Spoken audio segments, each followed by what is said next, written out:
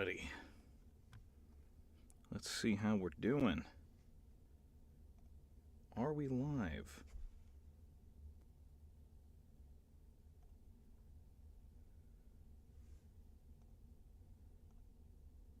Ah, yes. Okay. I see it on the YouTubes. Believe we are in business.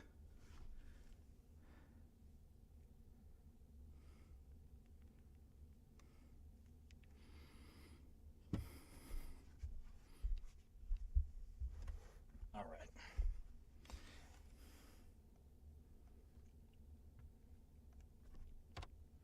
Double check who all is here. Oh, excellent. Okay, good. Oh, 5 viewers have arrived, and it appears we can be seen. But can we be heard? Hello, Tyler Greer. Oh, you're feeling lonely? Well, join us. Join us for a rousing round of storytelling. Join us, join us. I'm just adjusting the new camera angle. Okay, I think that'll do it. We are ready to go. Excellent. We are seen, we are heard. All right, let's get this recording. No sense dallying any longer. Alrighty.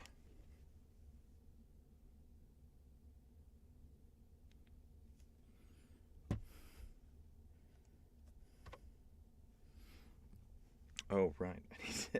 I need to make sure my little stream deck is working. That would be helpful. There we go. Okay.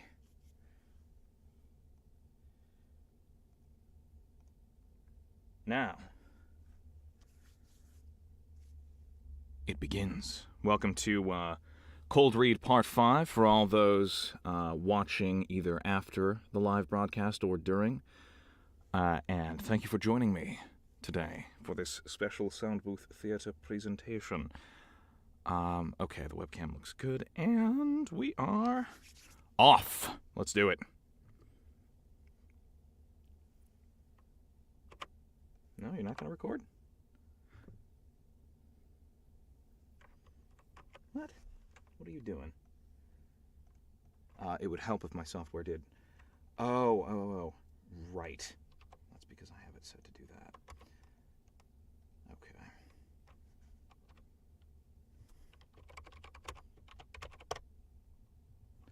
Chapter 13. Okay. Chapter 13. Christening the Barn. That night, it rained. Hard. Blaze lay in bed, listening to the patter on the tin roofs, biting her lip in happiness. It stopped 5 hours later, to the minute. The next morning, Jack insisted on replanting her freshly moistened rows, despite the fact that it was already late June, and the first frost in Alaska usually came in mid-September.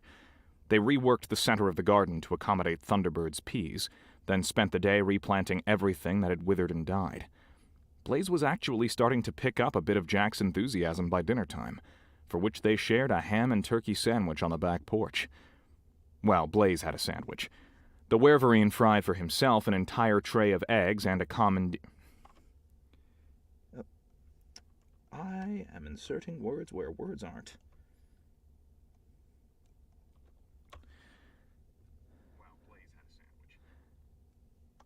Blaze had a sandwich.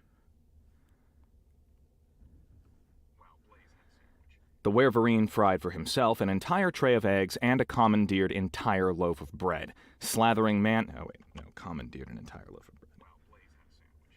The Werverine fried for himself an entire... Who'd have thought I'd get tripped up by trying to describe a Werverine's breakfast? Here we go. The Werverine fried for himself an entire tray of eggs and commandeered an entire loaf of bread, slathering mayonnaise on each slice just long enough to wrap it around a couple eggs, then stuffing the whole mess down his throat in a grotesque display that reminded Blaze of something out of a sci-fi horror show. Despite the massive amount of food he ate, Jack finished first. He sat on the porch and gave the backyard a thoughtful look as he licked mayo off of his hands. Blaze took her time to finish her sandwich, feeling somewhat obligated by Jack's appalling lack of etiquette to eat extra slowly, as an example of proper eating habits. If Jack noticed, he never mentioned it. When she was done, Jack jumped off the porch and motioned her to the pile of barn lumber they'd left there the day before. "Come on over here a minute." That needs to be more of a call. "Come on over here a minute." This needs to be more what it is. All right, let's do this.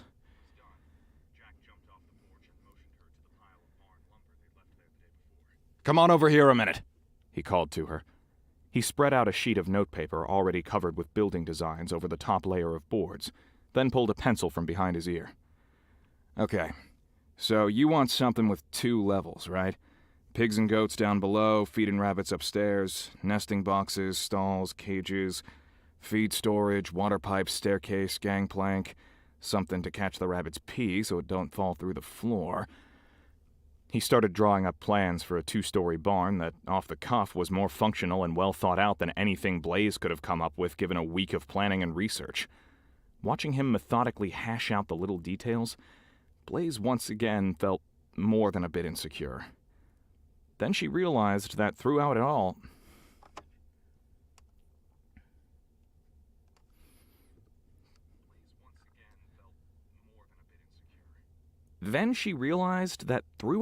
he hadn't marked down a single measurement. "How are you going to build that without any math?" Blaze asked, eyeing the elaborate structure dubiously. He gave her an irritated look. "I eyeball it." "Come on!" Blaze cried. "You aren't even going to use a tape measure?" He scowled at her and folded up the paper. "I was building houses without a tape measure since before the Bronze Age." Then, discussion apparently over, he picked up a board and started expertly counting off hands widths. Blaze narrowed her eyes. "You're using a tape measure." "This is faster," Jack said.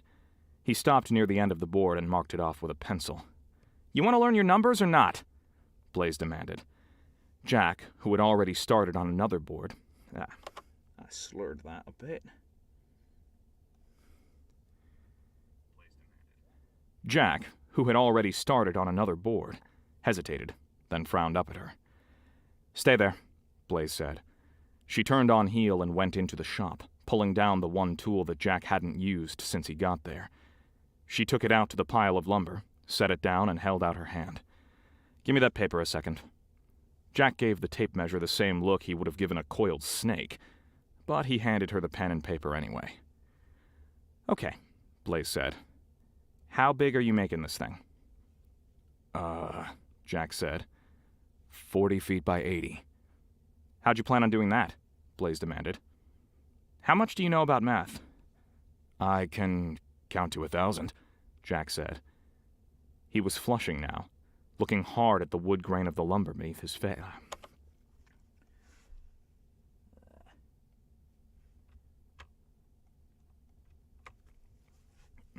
All right.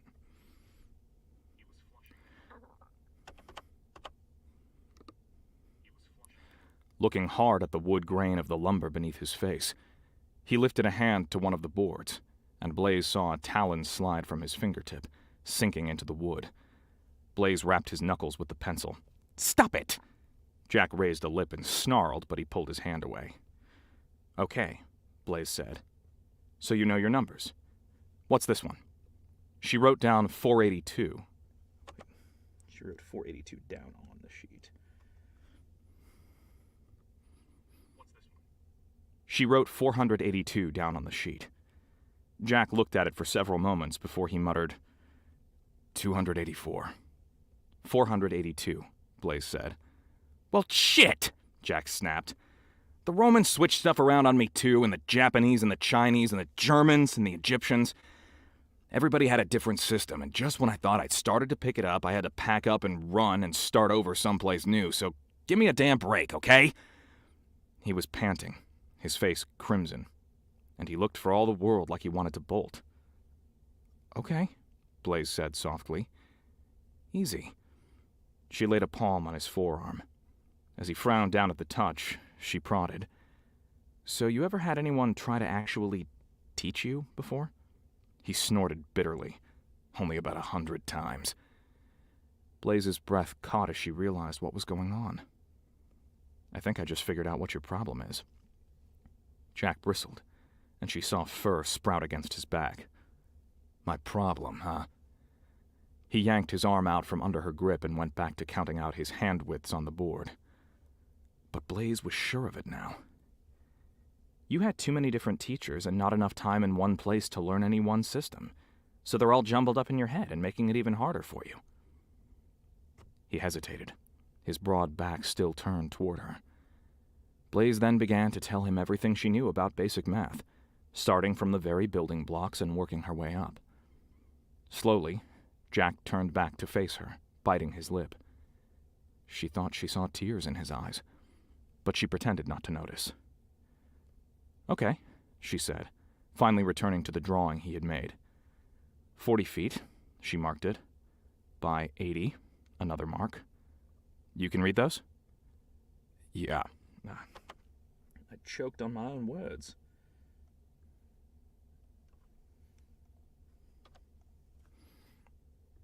"You can read those?" "Yeah," he said reluctantly. It was the first word he had spoken in a couple hours. Thus began Blaze's career as an architect. She gave him numbers to add or subtract to get a total, and he would scowl over every inch, poring over the numbers on the tape with the same concentration of someone who only half understood, but who was determined to figure it out. Sometimes, due to the fact that Blaze wasn't an architect, it was hard to translate what he wanted to do onto paper. The roof, for instance. She had no idea what he meant by 8/12 pitch until he put two boards together, perpendicular, then, looking at her as if she were an utter imbecile, made 8 measurements with his palms straight up and 12 measurements outward from the tee, creating a triangle with a steep outward side. The pitch, as he explained to her. For his part, Jack taught her how to mix and form concrete, how to smooth it out with a trowel, how to use a table saw, how to work a level, and how to properly pound nails. Blaze had never realized that there was an actual method to pounding nails.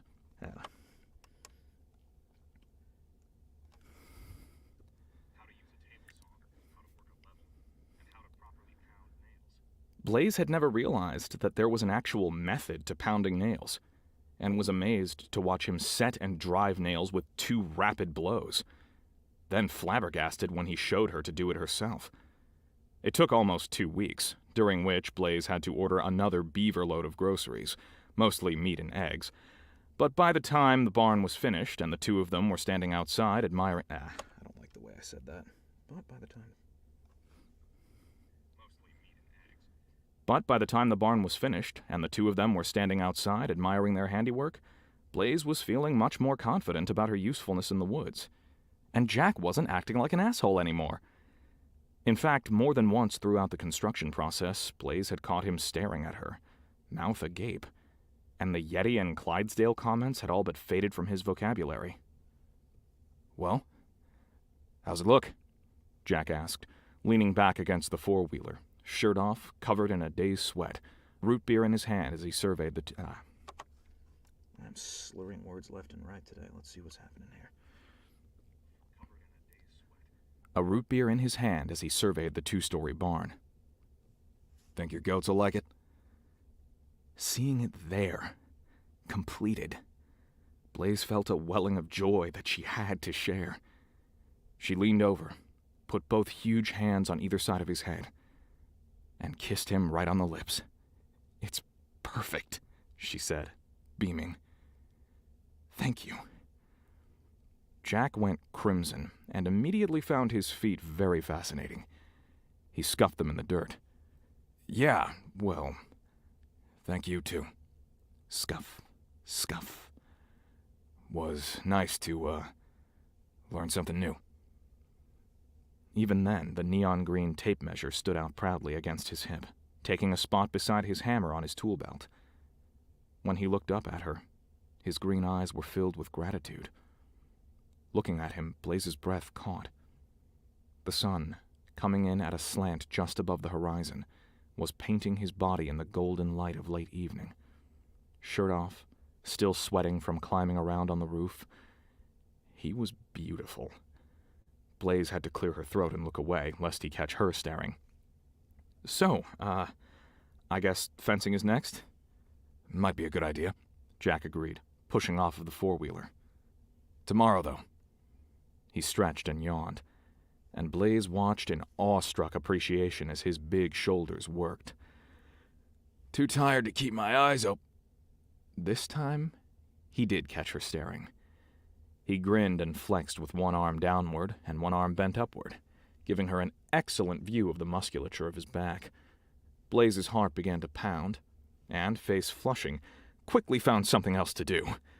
She stood up and started gathering up her root beer and work gloves, then reached for the bug dope to take it inside. Hey, Blaze. Jack was close, almost right behind her. Blaze turned in confusion. He was grinning, his green eyes twinkling with that mischievousness she had come to associate with backhoes and manual labor 101. What? Blaze asked suspiciously. Jack opened his mouth, and then his grin faded. He got this funny frown on his face, like he was trying to concentrate. Then he wrinkled his nose, closed his mouth, scowled, then opened it again. Your smile is... He grimaced, then shook his head. Biting his lip, his green eyes filled with consternation, he said, Your face. My face? Blaze winced. What, do I have something in my teeth? She had forgotten to floss that morning. At his look of horror, she cupped her hand to her mouth, blew into it, and sniffed.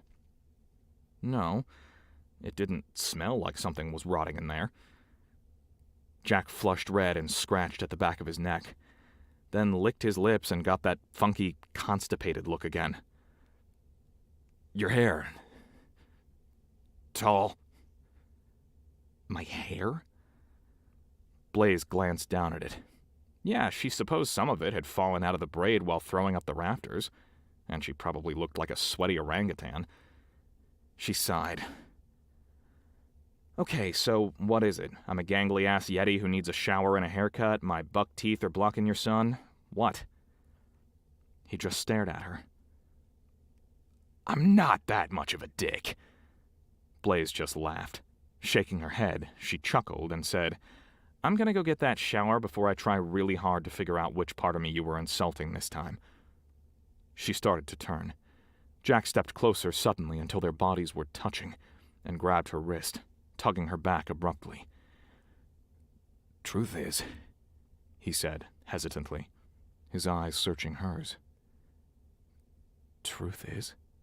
Blaze whispered, her heart already starting to pound where he was holding her in place, his hard body against hers.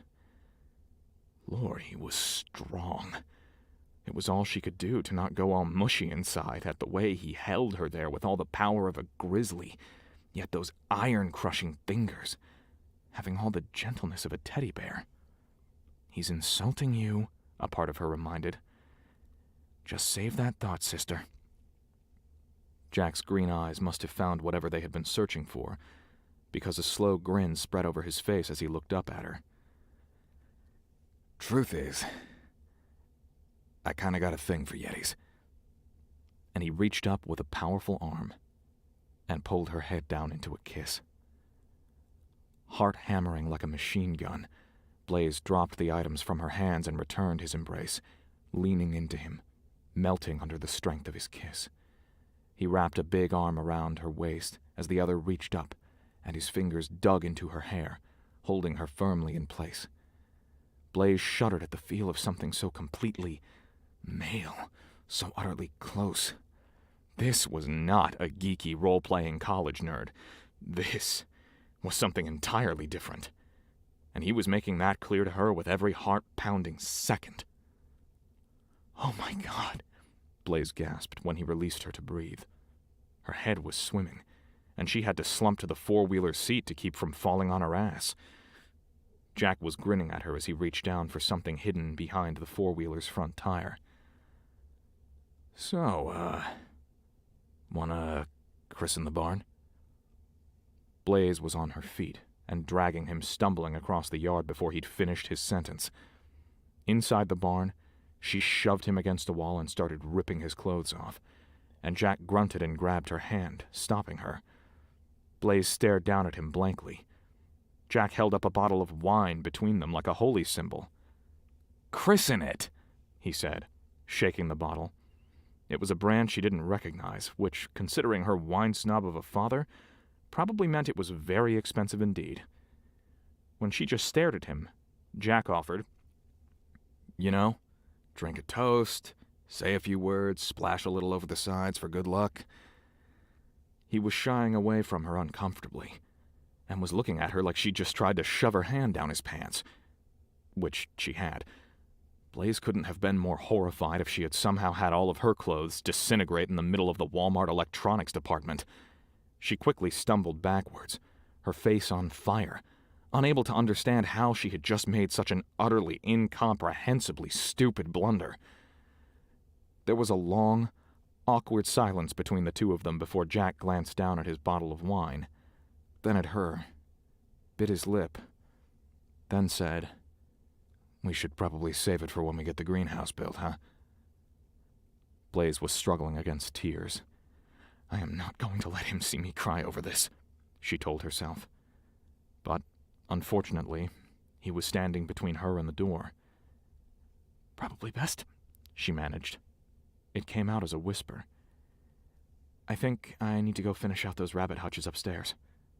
"I'll come help you," Jack quickly said, setting the bottle aside. She didn't want his help, didn't want to be anywhere near him. But when he strapped on his tool belt and offered her hers, that all she could do was take the belt and clip it around her waist. Jack gave her a long look, his green eyes searching, his breath catching, like he wanted to say something, then bit his lip and looked away. He snatched up his hammer and the bucket of nails beside the wall. "Come on," he said. "We can probably get them finished tonight."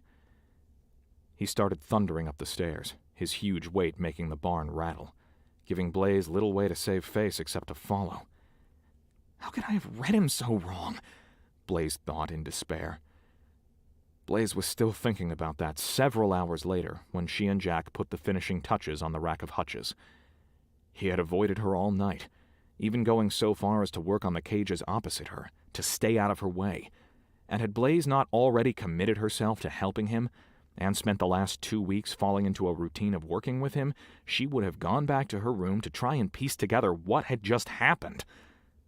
Jack had his head shoved inside a rabbit hutch, pounding the final trim pieces on the inside corners to keep out martins, and Blaze, finding herself with nothing to do, went to the window, sans glass, to look out at her new home.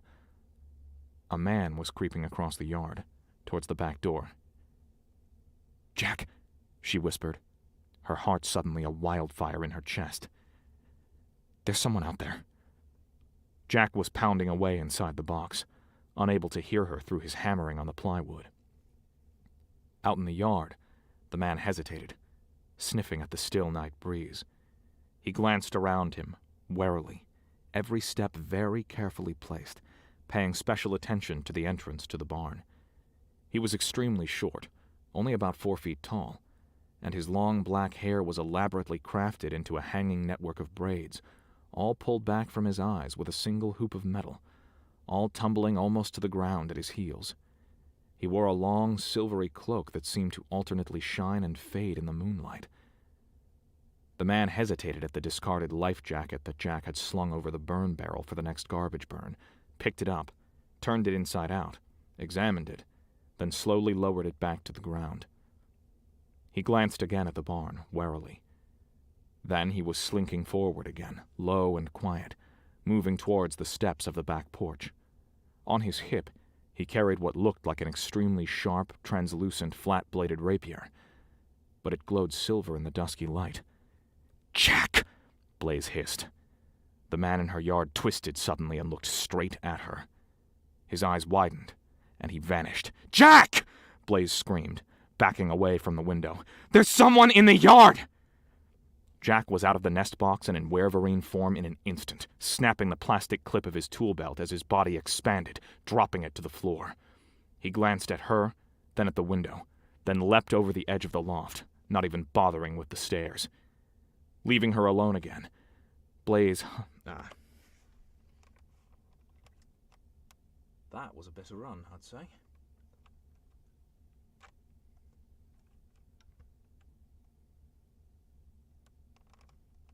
Leaving her alone again. Leaving her alone again. Blaze huddled against the wall, staring at Jack's discarded tool belt, trying not to think about just how utterly terrified she was. Minutes seemed to tick by like hours, and Blaze was beginning to worry that something might have happened to the Werverine by the time Jack came trudging back up the stairs, a frown on his face. "Fey warrior," Jack said. He gave her a meaningful look. "Likely come sniffing out that item of which we do not mention or otherwise give any hint of its presence." "He's still around?" Blaze whispered. "Probably somewhere in the room," Jack growled, glancing at the rafters, sniffing. "Little bastard's got the mage gift. He's been casting glamours ever since you spooked him." "What does he want?" Blaze managed. "I know what he wants," Jack snarled, peering at the room around them. "I also know what he's going to get if the little prick doesn't get lost!" He seemed to be talking to the walls. Thoroughly unnerved, Blaze glanced out the window. "What do we do?" "For one," Jack said, "we go get it. I'll take the damn thing and put it somewhere no one can touch it." Blaze frowned. "But I thought we already..." Jack's attention sharpened, but only for an instant. "Already what?" "Already buried it!" Blaze blurted. She seemed to see a flash of recognition before Jack Snorted. I went Sean Connery there for a second. Let's not do that again. She seemed to see a flash of recognition before Jack snorted. "True. But I, for one, don't want the little thief to dig it up while I'm snoozing." "Oh," Blaze said, frowning. "So," Jack said, "let's go get it."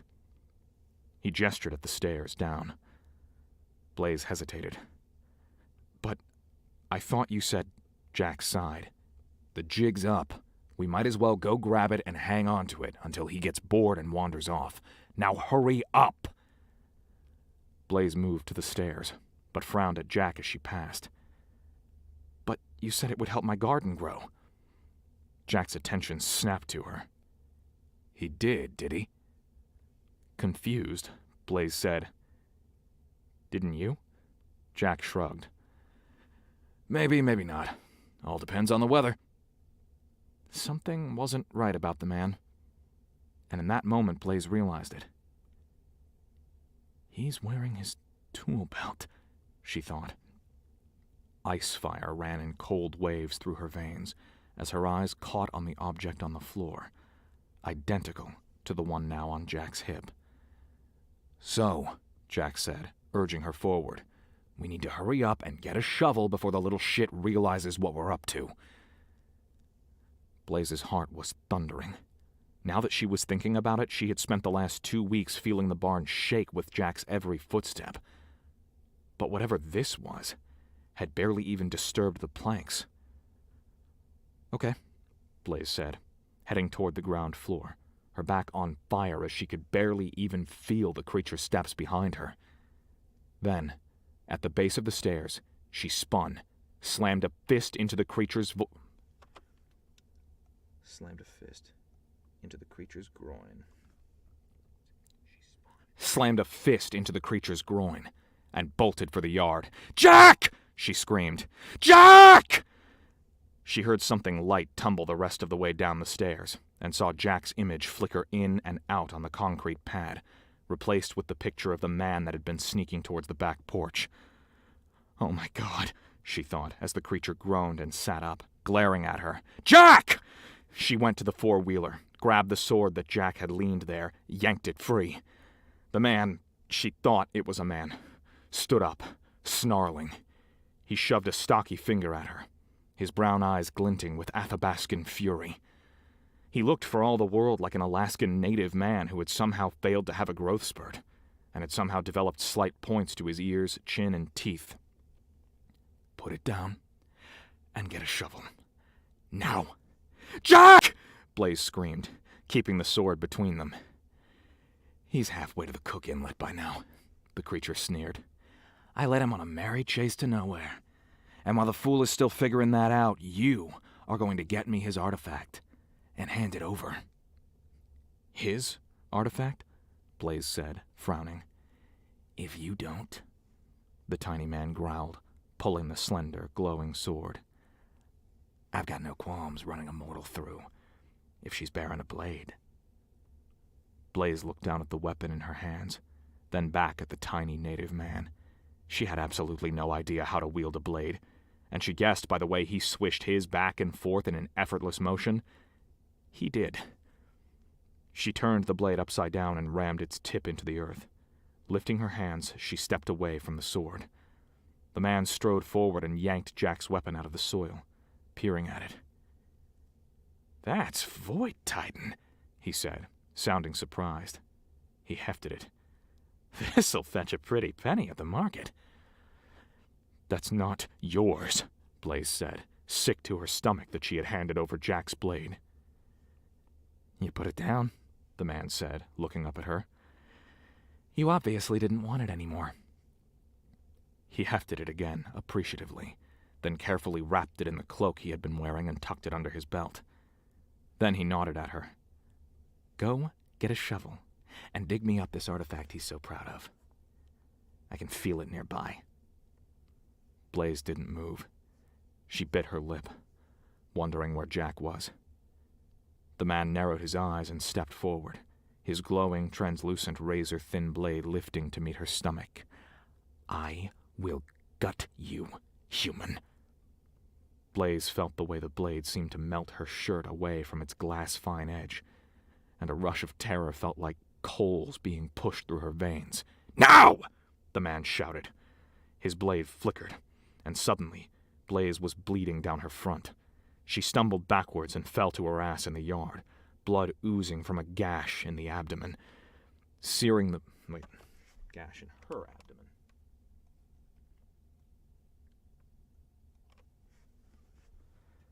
She stumbled backwards and fell to her ass in the yard. Blood oozing from a gash in her abdomen. Seeing the blood, remembering his threat, Blaze whimpered and slapped a hand over her stomach. Her heart was hammering blasts of liquid wildfire through her veins, and suddenly it was all she could do to breathe. The man rolled his eyes. "I didn't gut you, mortal," he growled, stepping forward. He grabbed her hand and yanked it away from the wound. "It's just a scratch, see? Now get up and go get a shovel. Or..." Suddenly he stopped, looking down at his hand where it held her wrist. Slowly, his hazel eyes came up and met her face. In their liquid depths, Blaze saw shock. The man released her suddenly and took a quick step back, wiping his hand on his shimmery pants. Blaze frowned when it seemed to make a golden stain before the garment returned to its normal silvery hue. Then, in the distance, the forest started to crack and rustle, getting closer at inhuman speed. The man swallowed, looking at her, then looking at the forest, licking his lips, looking like he wanted to say something. Then, Jack was there, a raging, snarling ball of fury, and the creature flickered aside just as a big, taloned paw swept through the air where he had been. Blaze, still on the ground, watched in horrified fascination as the creature easily flitted around the werverine, slashing him with the glass-like weapon here and there as Jack roared and spun, trying to get a hold on him. Then the tiny man paused, gave Blaze a look that left a chill in her gut, then flashed out of existence again. This time for good. For a long moment, Jack stood over her, snarling, panting, that creepy animal rattle loud in his chest as his big body hovered over her on all fours, head swinging left and right, as if he expected the little man to appear one last time and drag Blaze off with him. Then, after a moment, he straightened and glanced at the four-wheeler. He seemed to slouch upon seeing the empty sheath. "The bastard took my sword." The words came out in defeat, exhausted, spent. I gave it to him, Blaze whimpered. Then, when Jack's attention sharpened on her, she quickly said, I was trying to use it, but I chickened out when he told me to put it down. Jack gave her a long, irritated glance, but eventually muttered, You probably saved your fool life. If you'd kept it, the Feyfolk Code says he could sput you. But she could see the longing in his eyes, the heart pangs in him as his eyes once again fell on the empty sheath. I'm sorry, Blaze whispered. Jack shrugged. It was just a blade. His face, however, was dark as he turned away, transforming back to human shape as he walked, gave her a very good...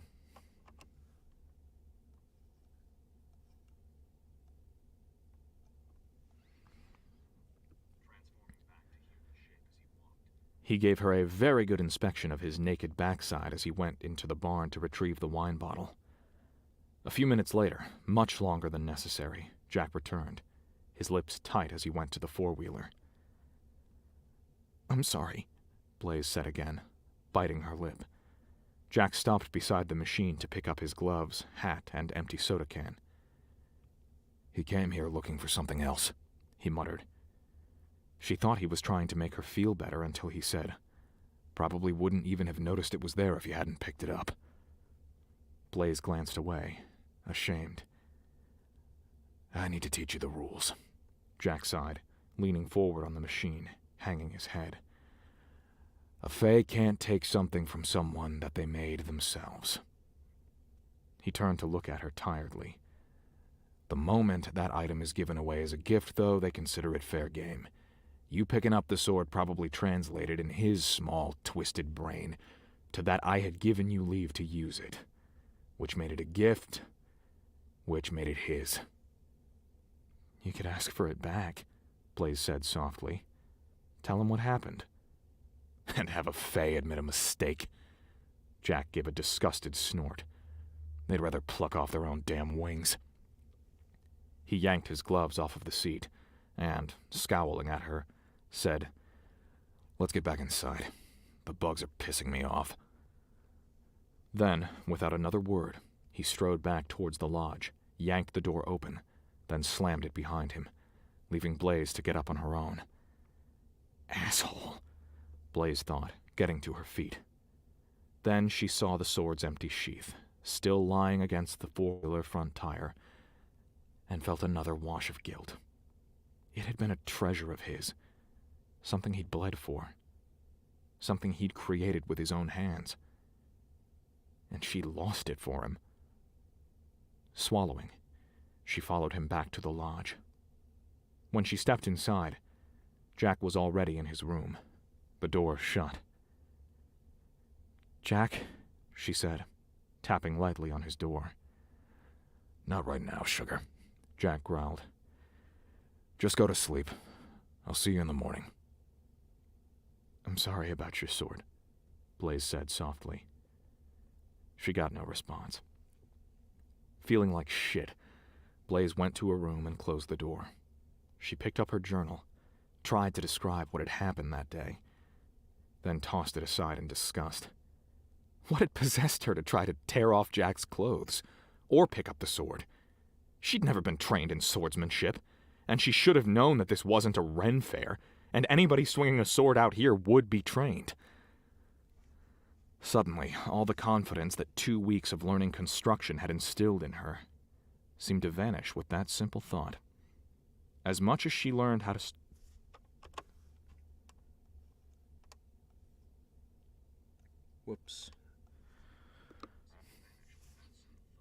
As much as she learned how to start a generator, run a bulldozer, or pound a nail, she still wasn't going to fit in. She'd thought that living out in the Alaskan bush would mean a couple years of learning the equipment and easing into the rhythm of the seasons. She had never considered that she would have to forever depend upon a short, cranky werverine to keep her alive. The more she thought about it, the more a greenhouse outside Wasilla was sounding like the better alternative. Then she thought about the fun she had had building a barn with Jack, and remembered the glorious feel of his rock-hard body and that long, passionate kiss. and she felt a welling of despair at the thought that she had ruined it all. First time a real man takes an interest and Bigfoot assaults him and gives away his most valued possession, Blaze thought, disgusted. In 10 years, she'd never had anyone so incredibly sexy so much as look at her. She had been forced to settle for role-playing nerds who wanted to see what it was like to bed in Amazon. They had wanted to be pinned to the bed and taken. They had expected her to take charge, leaving their smaller, weaker bodies to be used as some strange scenario played through their twisted heads. She had seen it in their eyes, a kind of dreamy, distant look, as she had held them down and ravished them. Yet Jack had so overwhelmingly taken her with his kiss that she was just glad she wasn't fertile. If she had been, it probably would have made her freaking ovulate. Back in Anchorage, thinking about the number of single men in the bush, Blaze had optimistically opted to renew her Implanon. 3 years of hormone-stimulated birth control. It had been a nerve-wracking procedure, utilizing a needle approximately the size of a roofing nail, but she had endured it, powered by the hope that maybe some hunk in the bush might see the Yeti and not run away screaming. And now that she had found one who didn't, she'd ruined it. Utterly and completely ruined it. She doubted he would even want to talk to her again, so thoroughly had she screwed the pooch today. Blaze got in bed dreading the repercussions in the morning, wondering if she would ever feel him wrap his arms around her again, have his rippling body holding her tight to be ravished by his kiss. It doesn't matter, she told herself, miserable. There's more to life than good sex. She knew that, but it didn't help. After so many years of feeling awkward and different, the girl that none of the guys in the bar wanted to approach, the one who was stuck on the sidelines at every dance, something deep and carnal just wanted a man to treat her like a normal woman. After a lifetime of fantasizing about her perfect kiss, only to have Jack blow it completely out of the water, taking her so thoroughly it left her panting and breathless, Blaze knew she had been forever spoiled to the geeky computer nerds, the only ones who had ever even looked in her direction before this. And you fucked it up royally. You fucking assaulted him. Remembering the uncomfortable way he tried to slide away from her, the way he'd avoided her afterwards, Blaze was struggling not to cry as she finally fell asleep.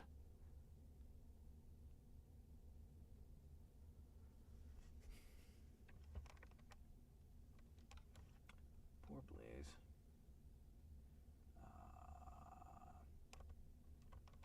Oh, perfect.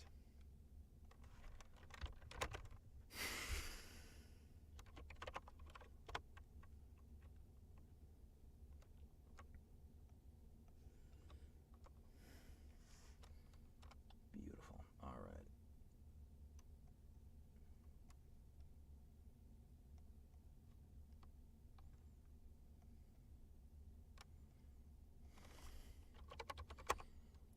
Let's see how we're doing.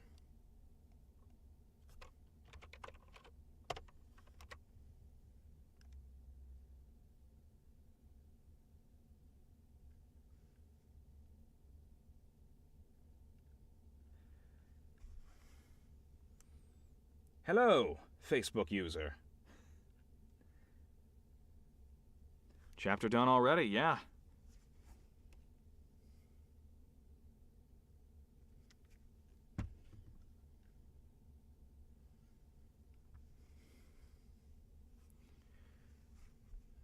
Oh, hello, Karen. Good to see you here.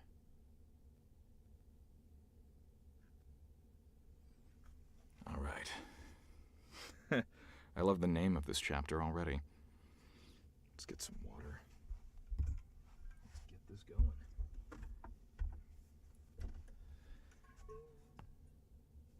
Yeah.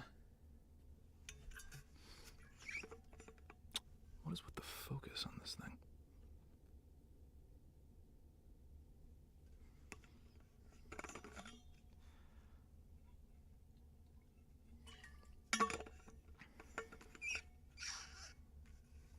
Oh no, it's having some trouble, isn't it? Oh well. It's better than my old camera.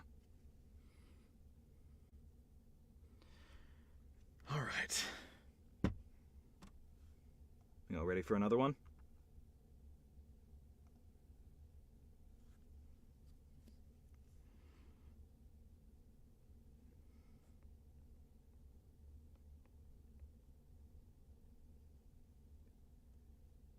Oh, is it? Is that what it's doing? Oh, I could try and angle it up more. Oh, that might work. Might focus on the mic in this position, but let's find out.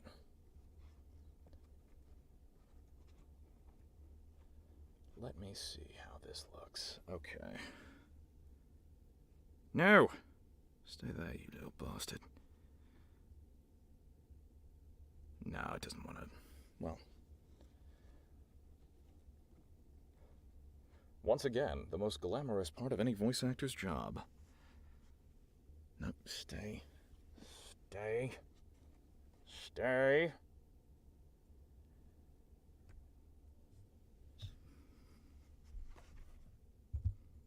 Hey, that's better. Okay, cool.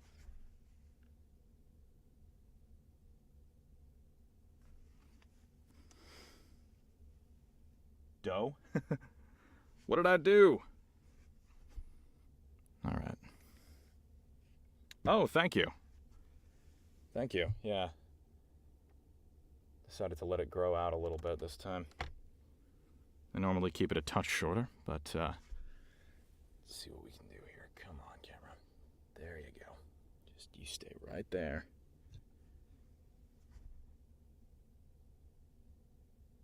Oh my god, I can see it tilting. I feel like I might have to edit this part out before it goes up on the app. It's just, here's this 5-minute odyssey of the narrator wrestling with his webcam.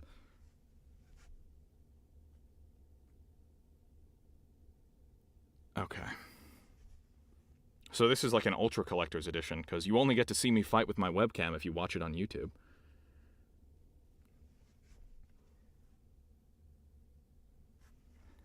No, that's fine, thank you. Okay.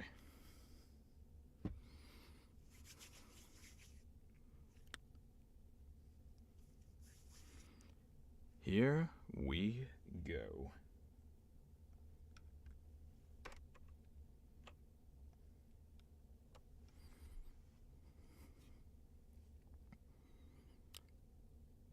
Which one was Joanne?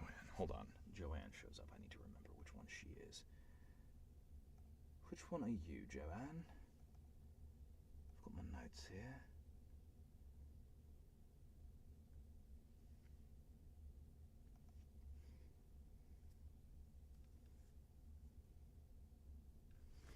I know I feel like she's shown up before. Let me double check something.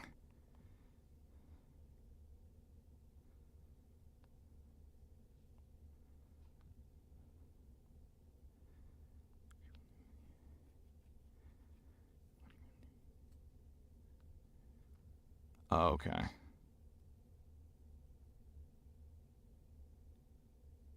Cool. Here we go. Alright, she just has the one line, so I don't have to worry too much. Chapter 14. We're ready. Chapter 14. The Condom Age. Blaze woke to the smell of fried eggs and bacon, and to the sound of someone in the room with her. Squinting, she started to sit up. Oh, no you don't, Jack laughed, quickly tugging the platter off of her chest. He held it while she sat up, blinking at him. He doesn't look angry, she thought, peering up at his face. Jack set the platter down on her lap, then sat back down in the chair he'd once again dragged in from outside. Blaze peered at the doorknob. She was pretty sure she had locked it. Honey? Jack said when she asked. You're dealing with a blacksmith. He winked and went back to his food. Blaze looked down at the platter of eggs and bacon, with 2 buttered pieces of toast on the side, then tentatively picked up a fork, feeling a bit like she'd woken up in the Twilight Zone. She stared at her food, almost afraid to eat. Jack's eyes flickered to her plate, and he cursed. Shit! Forgot salt and pepper. He got up and ducked from the room. Strapped to his back was an ebony longsword. When he returned with the 2 shakers, Blaze took them with a frown, her eyes on the leather straps across his shoulders. Did the Fae give it back then? Jack snorted. No. This is my other one. Half a thigh bone for one, half a thigh bone for the other. Just enough left over for a dagger hilt. He sighed, poking at his eggs with a fork. Nah, I'm pretty sure the little bastard's already through the tween zone to go sell it to some Fae warlord for a few centuries of breeding privileges. He scraped up the eggs and stuck them in his mouth, chewing violently. I'm sorry, Blaze said again, heartfelt. You didn't know, Jack said, shrugging. And I hadn't told you, so it's just as much my fault as yours. He jerked his thumb over his shoulder. Besides, I got a spare. Then he made a dismissive wave. Was just a bit upset last night because I'd had the blasted thing almost 5 millennia. Put a few thousand hours of my sweat and blood into it, after cutting it out of that damn Titan.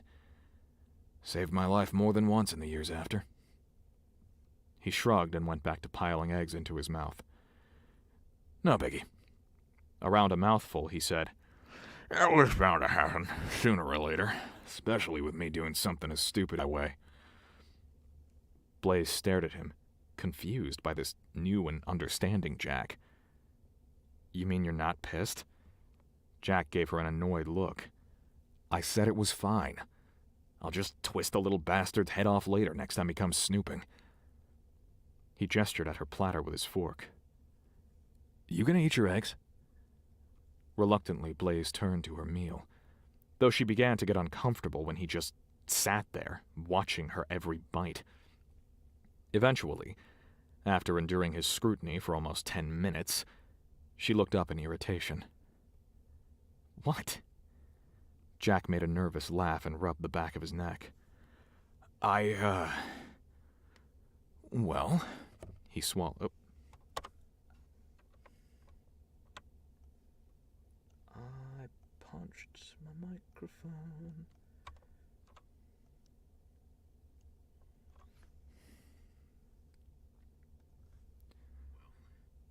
He swallowed, looking at her. I like you. Blaze flushed with the sudden, overjoyed beating of her heart. I like you too, she admitted. It's nice to find someone who doesn't mind. She gestured at her huge form. Yeah, well, I like crossbreeds. Blaze's attention sharpened. Crossbreeds? She thought that maybe, finally, he was going to tell her what he knew about her that he had been withholding all this time. Yeah, Jack said, grinning. Always been fond of Clydesdales and Yetis.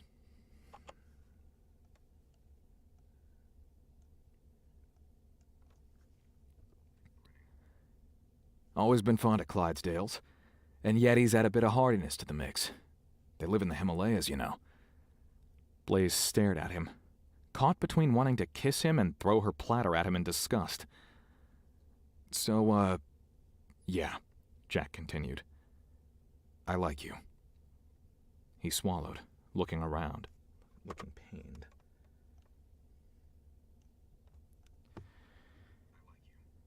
He swallowed, looking pained, obviously having more to say. Blaze narrowed her eyes. I mean, I really like you. He was blushing, his face beginning to dot with sweat. He wiped his brow, then sniffed his underarm, then groaned.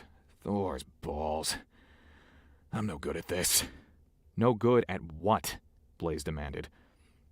It all came out in a tumble, so fast that Blaze had trouble understanding the words. I know that I'm a dick, but it seems like you like me too, so we should probably get married before something goes wrong, he blurted. Blaze felt both of her eyebrows shoot skyward. Her mouth fell open. What? Jack said, flushing crimson at her reaction. Well, you obviously aren't a virgin, so you must know a little bit about the way things work. She cocked her head at him. The way what things work? He made a nervous chuckle and rubbed his arms. He glanced at the door like he wanted to bolt. I can't. Another nervous chuckle. I mean, He swallowed hard, peering at her. Well, maybe you just don't know. A guy and a gal have relations, and the girl is gonna get pregnant. A wave of understanding washed over her in a blessed burst of relief. Oh! Blaze laughed. Okay, I get it. She reached out and patted him on the hard shoulder. Don't worry about it, bud. His face darkened and his spine stiffened. I won't be producing a bastard. The vehemence in his words was highlighted by the way his talons were suddenly gripping into the chair arms. I've seen enough kids in my life that ain't had a daddy. I won't let it happen to one of my own. Blaze slapped her hand over her face and dragged it down. Okay, she said. What do... She hesitated at the strange look that Jack was suddenly giving her. Like a...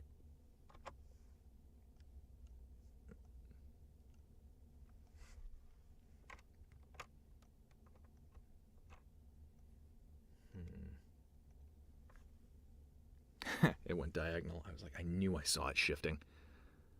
Like, what are you doing, camera? Behave yourself. Stay where I have positioned you, God damn it. Maybe that will help. Maybe physics will listen to me if I talk to it like a snooty Englishman. You stay right there now. Like a combination of someone who had just won the lottery, someone who was having chronic constipation, and someone who had just been diagnosed with some weird brain tumor that gave them visual and auditory hallucinations. Suspiciously, she said, "Why are you staring at me like that?" Jack jerked and blinked at her. Scratching behind his ear, he muttered, Well, to be honest, I thought you were going to be more stubborn than that. Women these days are so gun-shy about marriage, just flit from guy to guy, have kids with whoever, and never settle down. Like they don't trust their man to hang around and protect them anymore. He stood up abruptly. I'll fly a pastor out here. He started toward the door.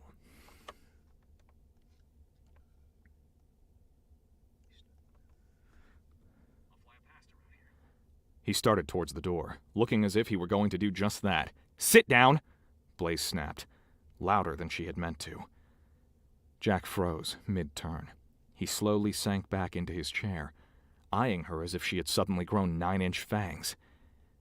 Now, listen to me a sec, Blaze said. You saw Bronze Age, the Iron Age, and you may or may not have seen the Stone Age. This is the condom age. Today we have ways to keep girls from getting pregnant from a night of hot, mind-blowing sex. Jack flushed so hard she thought his face might explode. He started to get up. I think maybe the fire needs a few more. So, Blaze continued, cutting him off, seeing how this glorious condom age allows us to manipulate our hormone...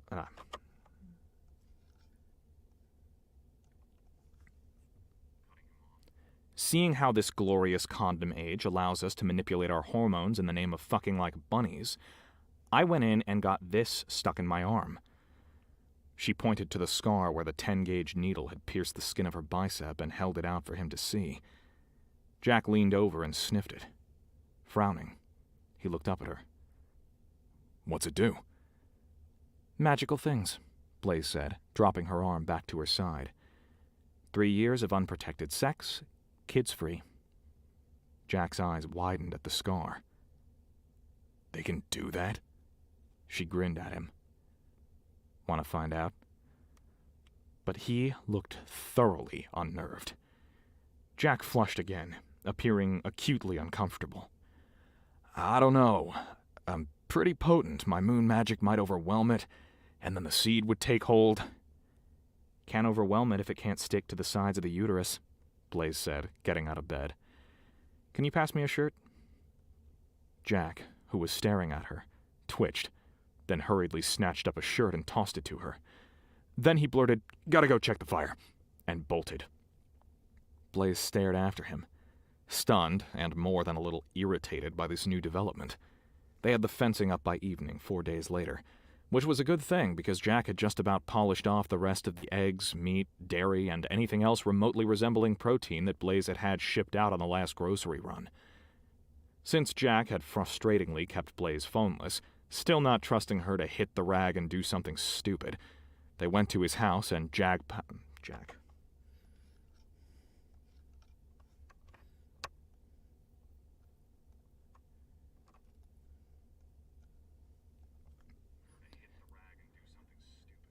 They went to his house, and Jack powered up the generator so he could make a few calls out to a few farmers she knew in the Matsu Valley. Yes, she knew it was last minute. Yes, she was going to need feed. Yes, she was actually going to fly them out to the bush in an airplane.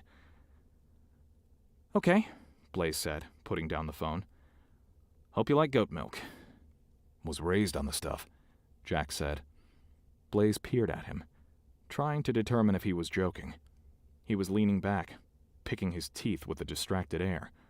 Slowly, she said, "We're looking at 16 meat kids, 5 adult milk does, and a meat buck, plus 12 breeding piglets." Jack nodded. "And a butt-ton of fowl and rabbits, I heard." Blaze gave him a narrow look. "You aren't to eat any of this stuff unless you've got my go-ahead first, all right?" He raised an eyebrow at her. "They're livestock. They're meant to be eaten." The way he said it, he was going to walk into the barn whenever he got hungry and eat the first thing that got underfoot. "They're rare livestock," Blaze said. "Those pigs are Mulefoot hogs and Gloucester Old Spot pigs. There's fewer than 200 of either breed in North America." "And the chickens?" Jack growled. "Jersey Giants," Blaze said. "I'll let you eat some of the roosters when they hatch." She gestured. "Mostly, we're going to keep you fed on eggs and rabbit. Standard Rex. I've got American blue and silver fox rabbits coming too, but you can't eat those." "Why not?" Jack demanded, bristling. "Because they're endangered," Blaze growled. "Eggs and rabbit and a chicken now and then."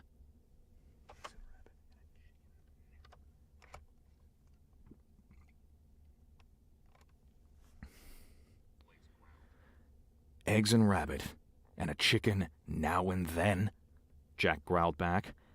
"And some ducks and turkeys and geese, and the meat goats and some of the pigs when they grow up." "Some," Jack muttered.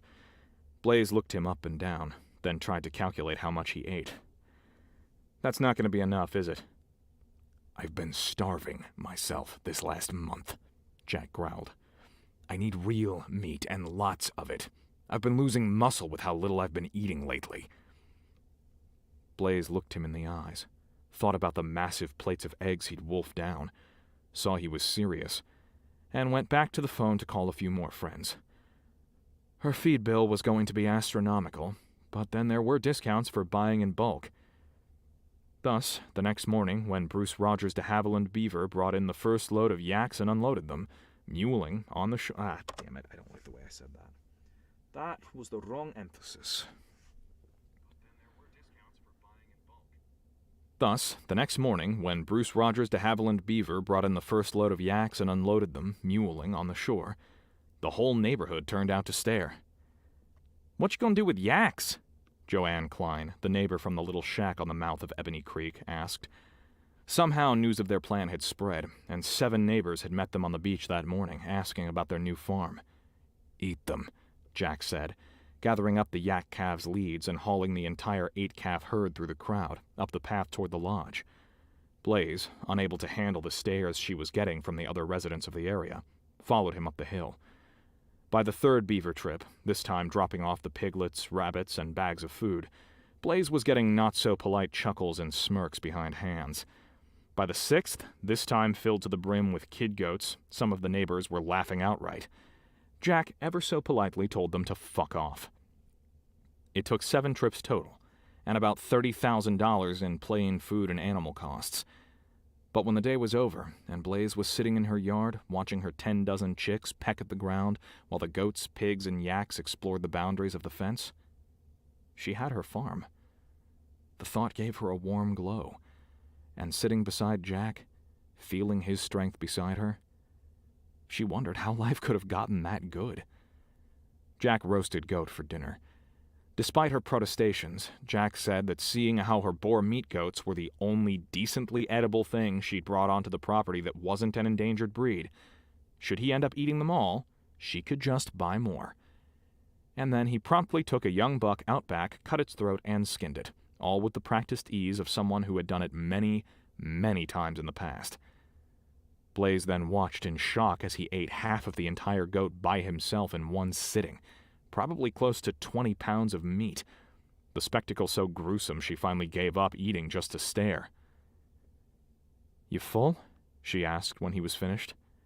Jack grunted. "1 or 2 of those a day should work." Her brain did a quick mental calculation. 30 pounds of meat a day multiplied by 365.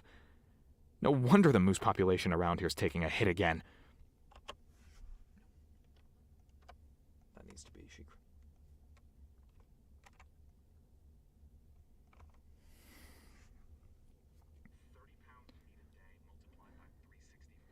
No wonder the moose population around here is taking a hit again, Blaze cried. You guys have been eating them all. Hey, Jack growled. That's why I've got 10 square miles and run a salmon fish wheel. But the wolves, Blaze said. They've got to be hitting this place hard. 50% drop in moose population in 1 year, Jack said. Blaze flinched. I hadn't heard that. From what she'd heard when she was doing research into good areas to establish a hunting lodge, the general consensus had been that the Yentna area was recovering. Jack shrugged. Yeah, well, the Fish and Game guys don't want it made public, considering the stink going around right now about predator control. They're trying to blame it on the heavy snows last winter. Wow, Blaze whispered. That can't be good. She tried to calculate the amount of food that 40 werewolves were eating, and found her brain sputtering to a stop. Moose? Is that where the wolves are getting their food? Jack took another swig of his root beer. Moose, bear, fox, rabbit. Anything they can get their hands on, I'm sure. Oh my God, Blaze whispered. There won't be anything left. Hey, Jack said, shrugging. There's a reason why we try to keep our numbers down, honey. The wolves are the ones with the annoying habit of starting populations the ecosystems can't support. The rest of us try to keep it to 1 or 2 every 20 square miles, which usually does us pretty good. Times are getting tougher, though. So lately, we've had to squish closer and closer together. And frankly, yeah, I've been thinning down the population some. I've been hoping you'll help with that. How? Blaze asked, turning to him. He reddened. Your feather. Leave it in the ground long enough, the ley lines will carry its magic outward and stuff will start to regenerate. Yeah, Blaze said. But 40 werewolves? What can recover from that? I don't care how much magic is in the soil, they're probably going through a moose or 2 a week. Try more like 1 or 2 a day, Jack said. At her stunned look, he shrugged. Wolves eat more than werverines. They got more mass.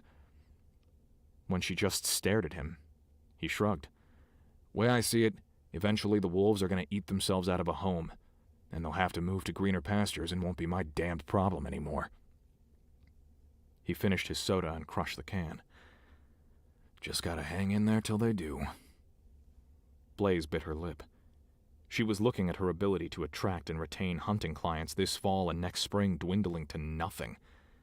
Seemingly reading her mind, Jack patted her on the back and said, Just worry about getting your farm up and running, and those fishing clients in here next summer. I'm thinking the wolves will probably move north this...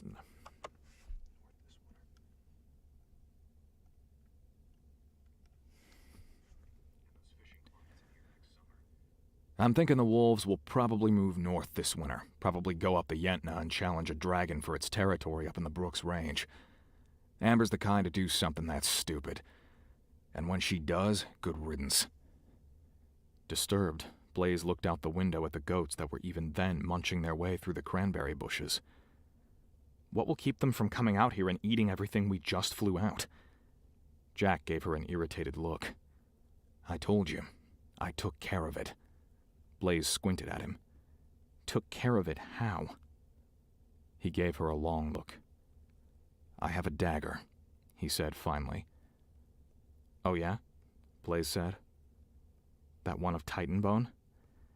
Titan Bone and Dread Unicorn. The evil kind. A unicorn that went bad. Necromancers. The horn will destroy any living flesh it comes into contact with. Kind of like a really bad spider bite, but faster. Blaze frowned, remembering the snippets of conversation she had overheard from her friends' Dungeons and Dragons parties in her living room. I thought necromancers raised the dead. Jack grimaced. It does that too. Blaze stared at him so long her mouth got dry. Finally clearing her throat, swallowing several times, she squeaked. You have something that will raise the dead? I don't use it for that, Jack cried. Even a fool knows not to do something that stupid. I only use it when I have to. It will take down just about anything. And as much as I love a good old-fashioned fist fight, if you're gonna go toe-to-toe with the big boys, sometimes you gotta play rough. Blaze suddenly didn't feel good. Where is it? Jack stiffened. I'm not telling you that. She raised her brows. Why, you think I'd use it on you? No, Jack growled. But he didn't say anything else. What if I need to use it? Blaze demanded. You won't, Jack snapped. What if you're not here and I have to defend myself? I'll be here. Now he was just making her mad. You said you wanted to show me your weapons collection. Not that part of my collection, Jack growled. His hackles were pushing through his skin, raising the shirt on his back. But Blaze wasn't satisfied. So why do you think that this dagger is so scary that Amber's going to keep her distance? She got a taste of what it can do, Jack said. Blaze gestured at his hip. I don't see you carrying it. I don't need to, Jack snarled, slamming his fist into the hewn log table. Hewn log table. A log that has been hewn. Not something that was hewn with a log. Alrighty.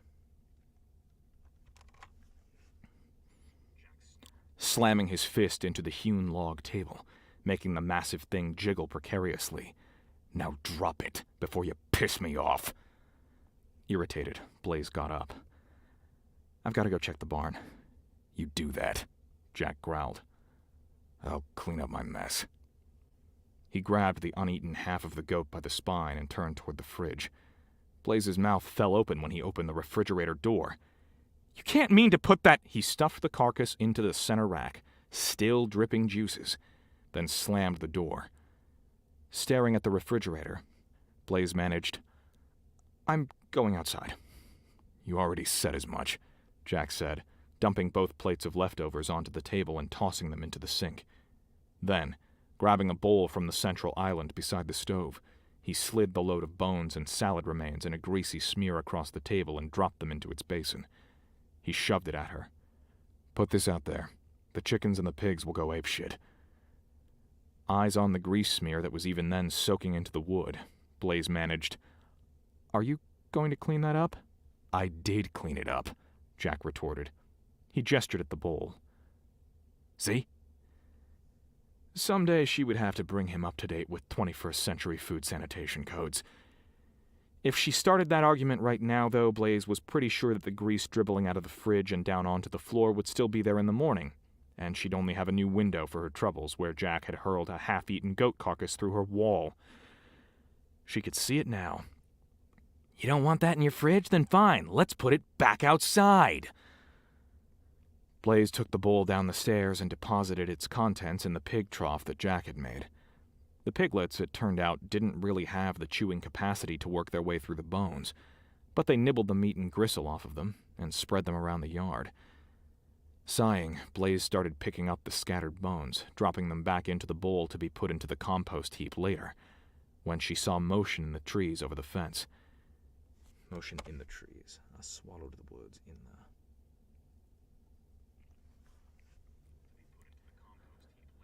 When she saw motion in the trees over the fence, she stood up to look. The 4-foot man with the hundreds of tiny braids was standing beside a birch tree, watching her, his black hair gleaming iridescent purple-green in the sun. As soon as their eyes met, he disappeared. Jack! Blaze screamed, dropping the bowl. She turned and bolted for the lodge. The werewolf was through the back door and into the yard before she even made it over the fence. What? He demanded, coming to a running halt in front of her. I saw him, Blaze babbled, pointing to the birch tree where she had seen the Fae. "He was standing over there, watching me." Jack lifted his nose and sniffed the air. "Yeah," he growled, bristling. He shoved her behind him, facing the woods. "It's him." "Please don't leave!" Blaze cried, grabbing him by a shoulder that was even then growing in fur and bulk. "Just stay here, okay?" "Little bastard needs his ass kicked!" Jack snarled at the forest. He looked half tempted to take off after the Fae anyway. "Please?" Blaze asked.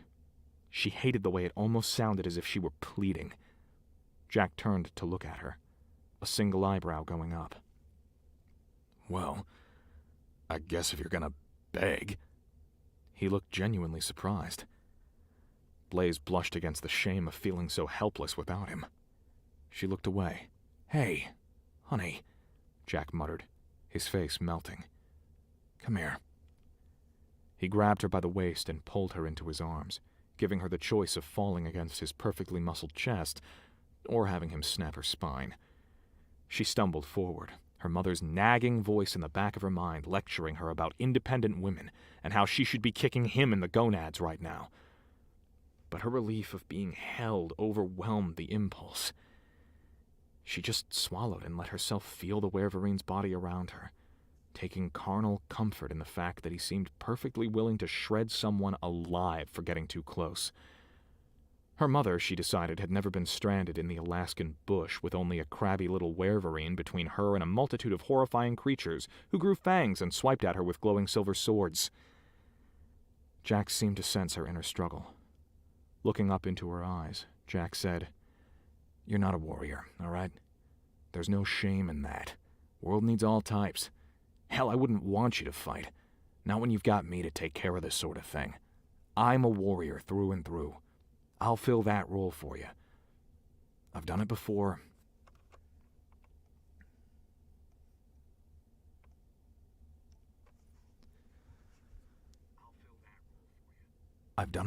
And I'll do it again." His sudden gentleness, so soon after her panic, tried to bring on a wave of tears, fighting them viciously down because she would not swoon into a coma in his perfectly masculine arms. Blaze bit her lip and lifted her chin with that surge of independent woman she'd learned from her mother. "I want to learn to use the sword. If I could use a sword, I wouldn't have to have you save me all the time." Jack stroked her hair, holding her. "Okay, honey. I'll teach you. Hell, you can play around with a sword all you want, but when it comes to stuff like this, let me fight your battles for you, okay?"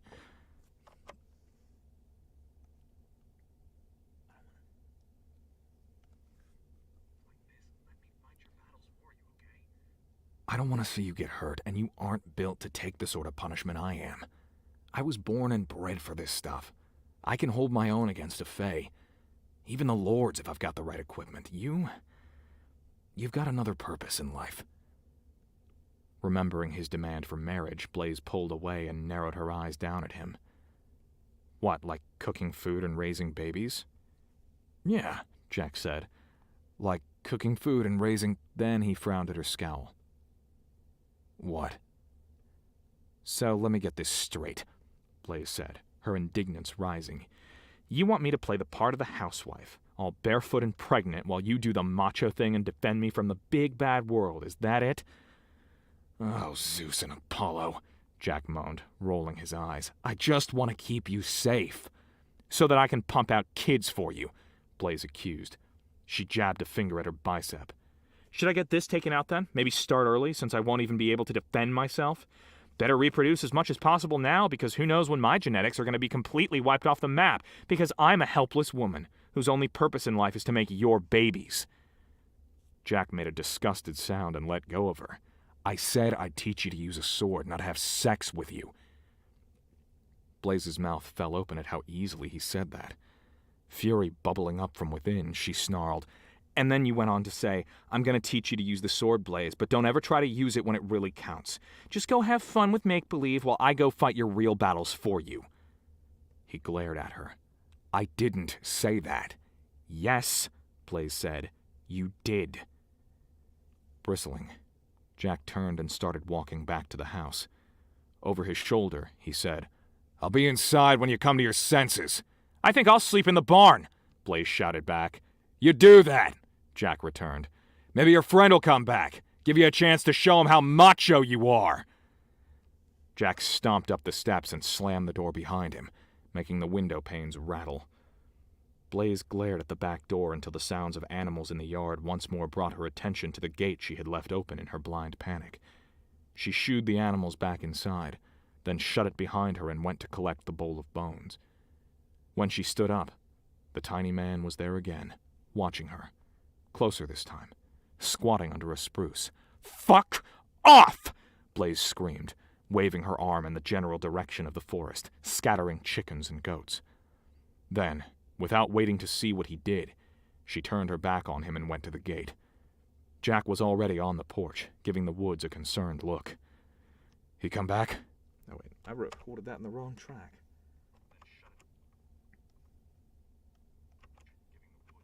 I recorded that in the wrong track, I did. There we go. He come back? He asked as she walked up to him.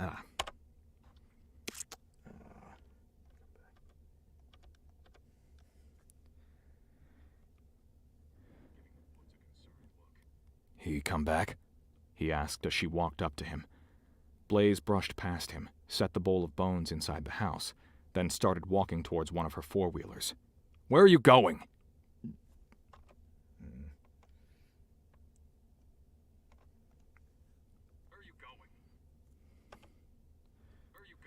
Jack demanded. Going to make a phone call, Blaze said. She got on a Now hold on a second, Jack cried, coming to stand in front of the machine. What's going on? I said I'd teach you the sword.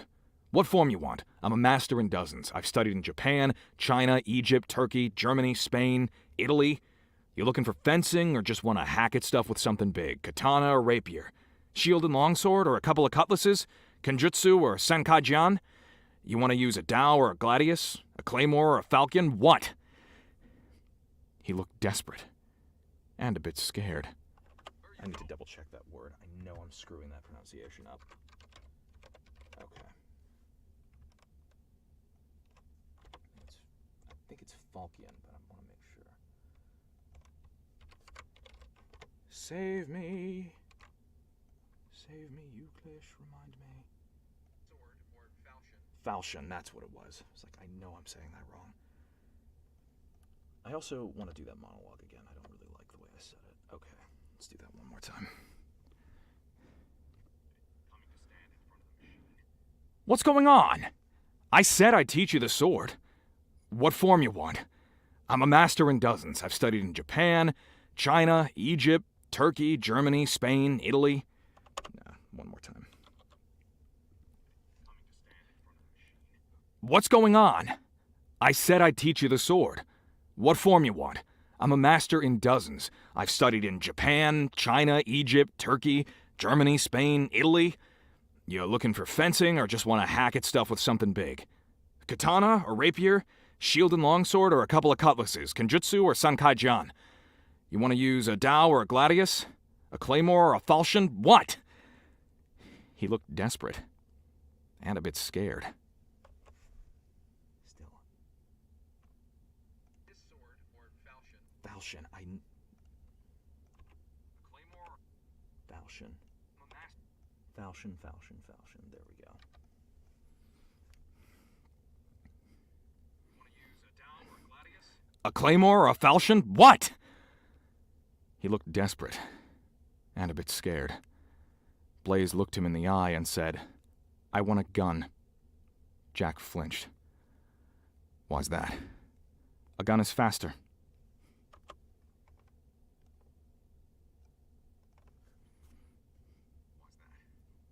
A gun is faster, she said sweetly. She formed an L with thumb and forefinger, pointed it at his forehead, and said, Bang. Jack narrowed his eyes. A gun doesn't do much against a were, he said. Works well enough against a fae, but good luck getting them to hold still for it. I think I'll go for silver bullets, Blaze said, gunning the engine. And a machine gun. Jack jumped out of the way, but grabbed onto the back tie-down bar as she passed and dug his feet into the dirt. Blaze found herself sitting immobile, the machine spinning all 4 tiles and flinging soil anywhere.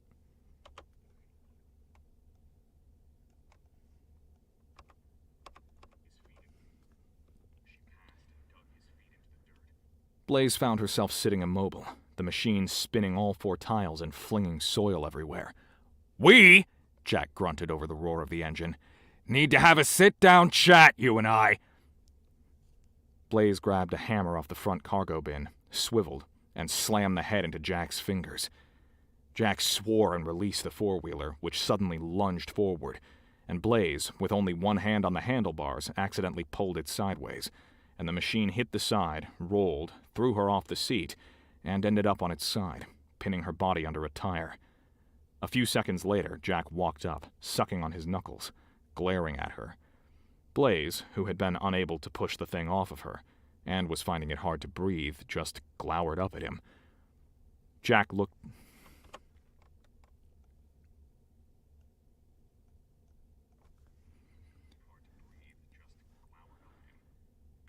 took the machine in one hand, lifted it, still sucking on his knuckles, and set it right side up beside her. Scowling, he bent and offered a palm, lips still wrapped around his other hand. Blaze accepted his grip, reluctantly, and struggled to her feet. Her lower half felt like she'd just taken a beating with 2x4s, and she was pretty sure her ankle was sprained. Jack peered up at her with a long look, which Blaze returned, glaring down at him, and the silence was only marred by the still-running engine. "You know," Jack finally said, "for something that is half draft horse, you've got the stubborn streak of a mule. What kind of gun you want?" "A .45 long Colt, a .308 NATO AR-10... Well, you know what? While I'm doing that, let's fix this. NATO AR-10 Armalite.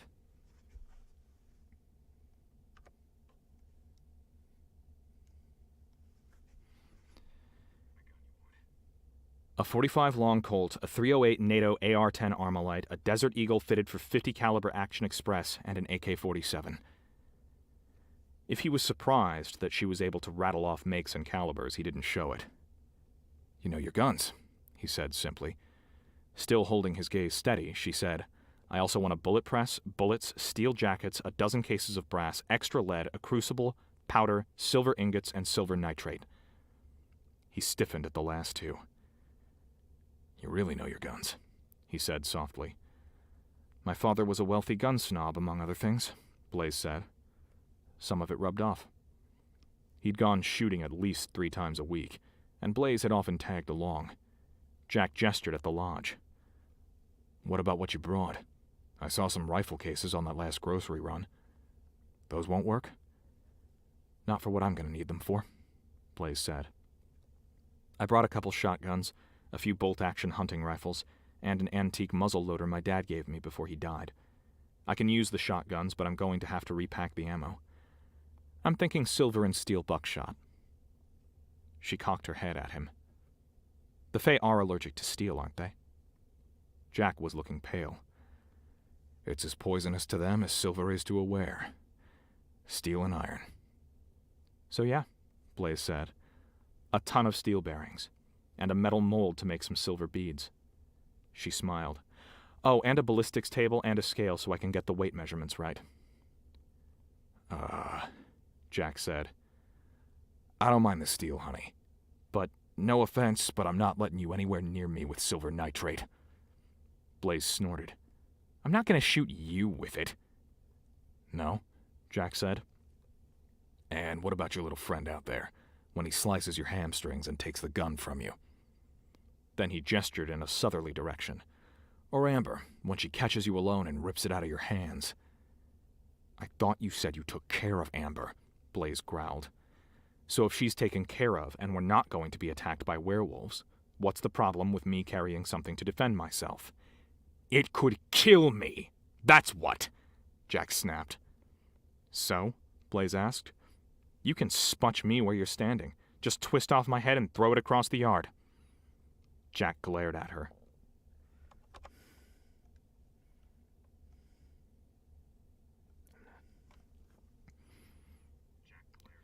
I'm not going to do that. Then you should trust I'm not going to pepper you with silver buckshot. Blaze started back towards the four-wheeler. Jack grabbed her hand.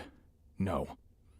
Blaze stopped and turned, scowling down at his grip, which held her like a vice, then up at him. No? You've already got guns, he insisted. Pull them out and use those. Load your shotguns with buckshot and blast the little bastard next time he shows up. Leave the silver out of it. Let go of me, Blaze growled. No, he said. No goddamn silver. That stuff is... He hesitated, gave a slight shudder. If you had any idea how much it hurts, even a stray flake getting caught on the skin, you wouldn't even be considering it. I said I wouldn't pelt you with the stuff, Blaze bit out. What's the problem? Look, Jack said softly, holding her gaze with his green eyes. I like you, but I don't trust you. When Blaze frowned at him, he added, I'm old. Hell, ancient. And I didn't get that way by trusting someone with something like that. You want to bring a bullet press and all the goodies out here and make your own steel core bullets, that's fine. No silver. We have 40 werewolves for neighbors, Blaze growled. And you said yourself they were going to run out of food and go looking for greener pastures. Probably to the north. We're north. I said no, Jack said stubbornly. I see that shit anywhere near this place. It's all going in the river. Guns, press, bullets, everything. I'm dead serious about this. No silver. Blaze glared at him, then reluctantly hobbled over to the four-wheeler and switched the engine off. Fine. She started towards the porch. I hurt like hell and I'm going to bed. Lock the chickens up when you come in, okay? She had limped 20 feet before Jack threw his shoulder under her arm and gave her some support. Thanks, she said, honestly grateful for the reprieve. You break anything? Jack asked, giving her legs a worried look as they walked. It landed right on top of you. Bent my knee backwards a little bit, Blaze said. Think it sprained an ankle. My hips are aching from where the tire landed on them. Other than that, though, I think I'll be fine. I can get you some help if you need it, Jack suggested. Blaze snorted. And pay the hospital fees when the medevac might...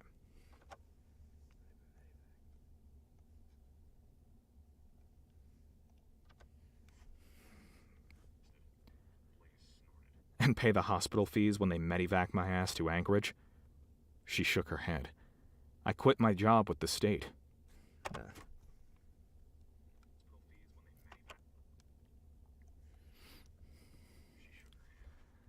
I quit my job with the state. No insurance. Something like that, it'd use up the funds we need to get ready for summer. Oh, Jack said, as they reached the steps and climbed across the porch. Well, I was kind of thinking of a more locally produced home remedy. Blaze laughed. Like what, cranberry wine? Spruce needle vodka? He licked his lips as they stepped inside the threshold. Well, there's some whiskey in it. And some root beer. Blaze hurt. A lot. It was only then starting to sink in as he helped her to her bed. Well, she said. Frankly, I feel run over. A little alcohol might help. Jack helped her to her bed and eased her under the covers. Okay. Hold tight a minute. I'll be right back. Blaze lay back against the wall, staring at the ceiling, wondering what the hell she had been thinking. She probably should take the flight to Anchorage. She'd heard of internal bleeding from things like this, and her hips were throbbing like someone was raking coals across the bones. What Jack brought back smelled like watered-down root beer with a faint splash of whiskey, and it had odd berries and spruce needles, and what looked like tree bark floating in it. She sniffed at it, giving it a dubious look. Drink it, Jack muttered. She gave it a tentative sip. Blaze grunted when the first taste made her arms go tingly. Holy crap, she said, looking at it. What is this? Something I learned a long time ago, Jack said. Drink up. And Blaze did. The effect was almost instantaneous. Wow, she cried. And then the narrator swallowed spit and fucked the take up. Okay. staring at the pieces of bark and berries in the bottom of the cup. We need to figure out how to package that up and sell it. Jack bristled. I'd rather not. Screw the hunting lodge, Blaze said, amazed at how suddenly revived she felt. We could get rich bottling that stuff. What's in it? It's a secret recipe. I'm not sharing it with anyone. She raised an eyebrow at him, then shook the contents of the bottom of the cup at him. It's not so hard to figure out. She picked out...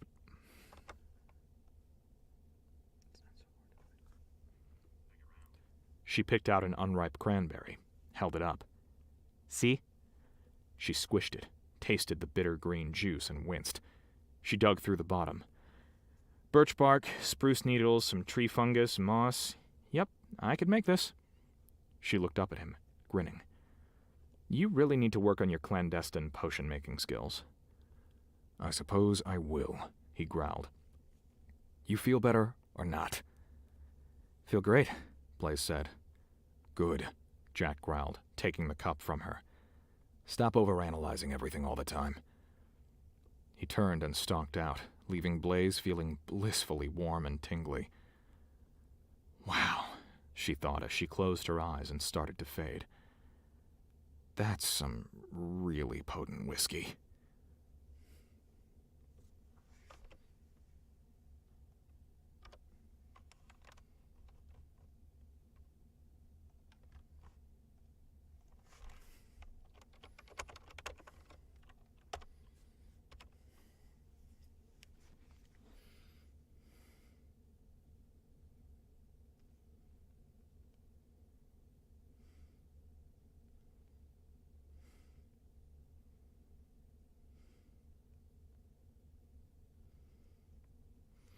Alright, let's see how we're all doing.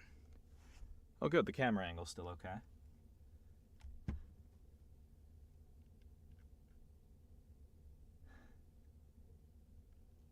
Yeah, this is the new webcam. It's just that it's a little harder to mount. I have it mounted way up higher than my older one.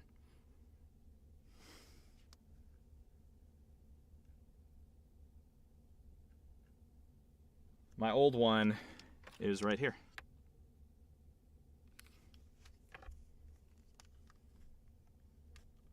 Here comes the fire. That is some really potent whiskey.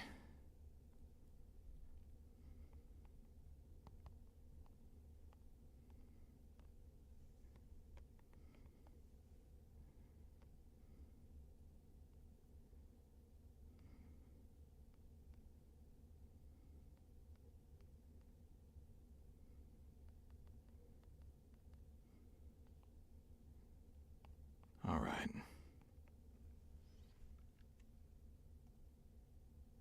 Oh, thank you. I'm glad you're enjoying. Okay.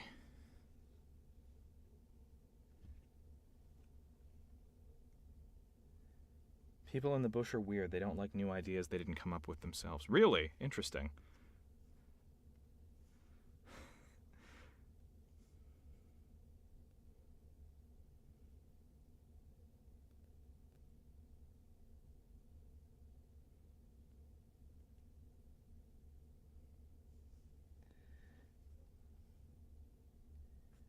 He growled. Yeah, Jack's growl is fun.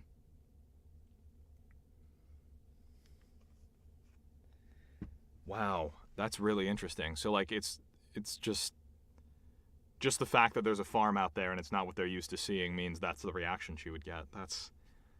That is fascinating.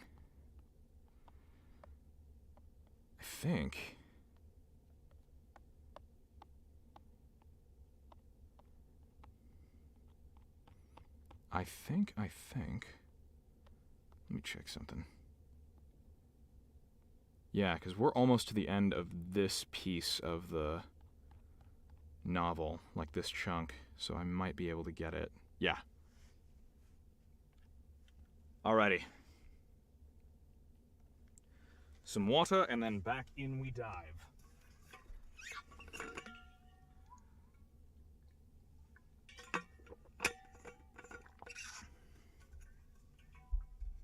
Oh, Amber's back. That's right, Amber's back. Shit, this is gonna be fun. Okay.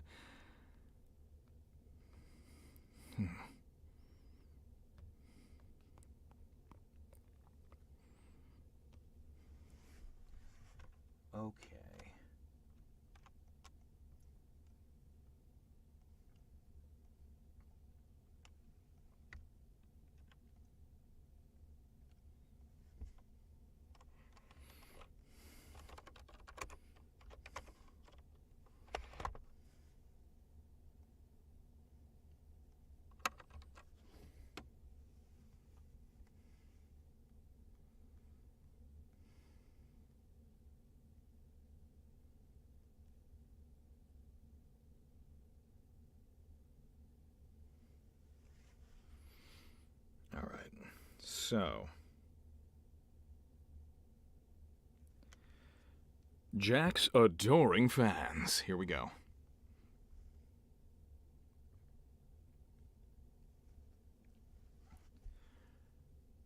Chapter 15. Jack's adoring fans. The adult Jersey Giant chickens didn't lay eggs the first day, which Blaze knew wasn't surprising considering their sudden new change of habitat. This left Jack to drag. Come on, Zach, that's a D, that's not a G. This left Jack to drag the goat carcass out of the fridge and finish it off in front of her while she picked at a bowl of cereal she had put together from what remained of the jug of milk that Jack had chugged that night. Even having seen it several times before, Blaze had to stop and gawk at how much Jack ate. Looking at him, and looking at the goat he had picked clean, Blaze didn't think that she could fit that much meat on a plate, let alone in her stomach. She once again thought about the werewolves, and how they were devastating the landscape. "How did you survive all that time?" Blaze asked, watching him. "There must have been times when you ran out of food." Jack flinched. Too slowly, he said, "I went hunting." "You mean you never went hungry?" Considering how much he ate, she found that hard to believe. He cracked a rib bone in half, started sucking out the marrow. "Let's just say that the people hated wares for a reason. We get hungry, we get cranky." All right.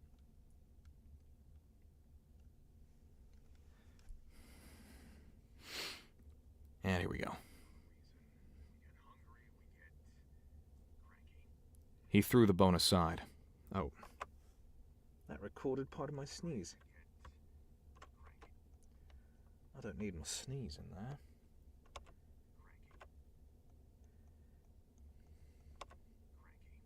There we go. Cool. Okay. He threw the bone aside, picked up another. "A starving were is about the closest thing to an honest-to-God hellhound that I can think of. And it eats everything in sight. Even people." Jack stiffened, then immediately tried to hide his reaction by nonchalantly picking meat from his teeth with a talon. "You ate people, didn't you?" Blaze asked. Jack grimaced and glanced out the window at the yard. "We should probably go open up the barn. Let the animals out." "Did you?" Blaze demanded. He gave her a flat, irritated look. "That's none of your damn business." "I'm living with you," Blaze growled. "I think it's my business." "It won't happen again." "So you did!" Blaze cried. She took a step backwards, appalled. Scowling now, he growled, "You get that hungry, you don't really think straight." "And the wolves?" Blaze asked. "Is that what we're going to be dealing with this winter? When they start heading to greener pastures?" Jack grimaced. "I'm hoping that Amber was smart enough to set up contacts in town, get meat shipped out to her." Then he sighed and shrugged. "But maybe." A cold feeling started worming its way through Blaze's veins. She found herself really wanting some silver nitrate. Jack's threat, however, had left no room for misunderstanding. He saw it was going to disappear, along with all her guns, gun-packing materials, and ammunition. "So when did you eat people?" Blaze asked. Jack's body tensed, every muscle going taut. I really don't want to talk about it. He stood up, grabbing the goat carcass. I'm going to be outside working on the greenhouse. You want to come help? That'd be nice. He hesitated and looked back at her. Could always use some help with the designs, right? Blaze smiled, despite herself. Sure. To her surprise, Jack didn't seem at all fazed by all the exotic ideas she had had and wanted to try. She detailed them out, from a single story...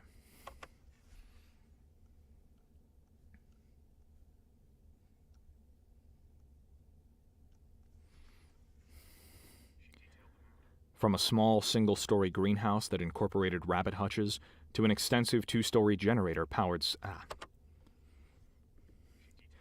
From a small single-story greenhouse that incorporated rabbit hutches to an extensive two-story generator-powered setup with pigs, cows, and chickens on the upper story, their excrement washed down through gunnels by a sprinkler system where it hit a vat, fermented, created methane to run the generator, and then was fed through a hydroponic system directly to the roots of the plants she was trying to grow. They decided on a big two-story setup, generator lit through the winter, irrigated, insulated, and heated, with space for trees to grow up through catwalks above, the catwalks themselves filled with places to plant tomatoes, peppers, and vining plants, with rabbit cages and nest boxes hanging underneath. They staked out the 30 by 80 base for the greenhouse directly over the spot where they'd planted the feather, and Blaze might have imagined it, but she almost thought she felt a tingle when she walked directly over its hiding place. That gave her a little thrill of anticipation, as she considered what Jack had told her it would do to her plants. And then they built it. Blaze was amazed at how easily Jack seemed to put her different ideas together into a cohesive whole.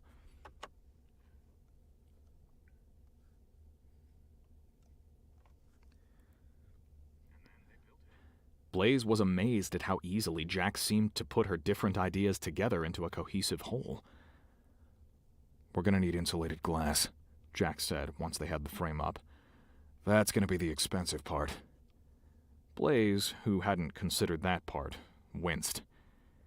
How expensive? That much glass? He considered. Probably 60,000, if you got a bulk discount. Blaze cringed. Looking at her, Jack shrugged. But we can cover it with visqueen until we've got the money for glass, grow stuff through the summer months until we can make it permanent. Let's do that, Blaze managed. They got the rolls of visqueen and a dozen tomato plants shipped out the next day, and between the two of them, they managed to get the massive rolls of plastic stretched over the frame in a day of tugging, pulling, cursing, and struggling with the breeze. I'm rapidly becoming Bruce's best client, Blaze muttered when they were finished, eyeing the greenhouse. Her plans were to use it to keep the lodge supplied in fruits and veggies, instead of having to hire a plane to fly groceries out twice a month. She needed something permanent. The area routinely had 6 or more feet of snow accumulate during the winter, which would shred the flimsy plastic. But visqueen would have to do for now. I swallowed dust and I was choking on it. All right. Jack gave an unconcerned shrug and took another slug of his root beer. He'd taken his shirt off again, though he still wore the chainmail tunic and his sword. I saw some boxes of seeds in the first supply runs, he offered. Thinking about planting the greenhouse, Blaze got a thrill.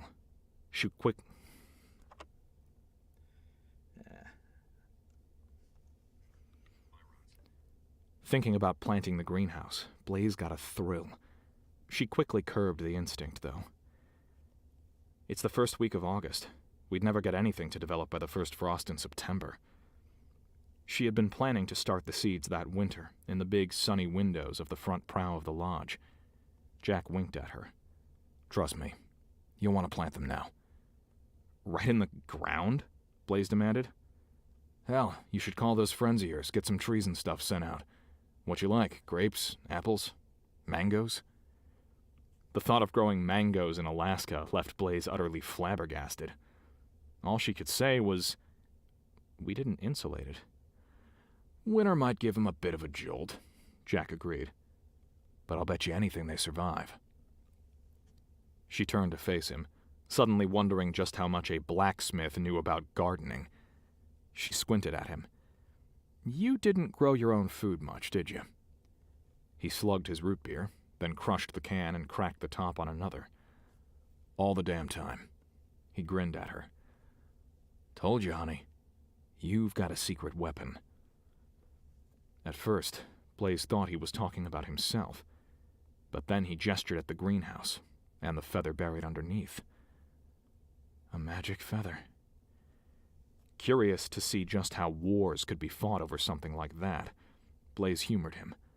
They planted about a dozen different varieties each of tomatoes, peppers, melons, and cucumbers, planted a 12-by-12 area of nothing but herbs, and hired yet another charter to bring out a load of exotic fruit trees that Blaze had ordered through one of her friends in town.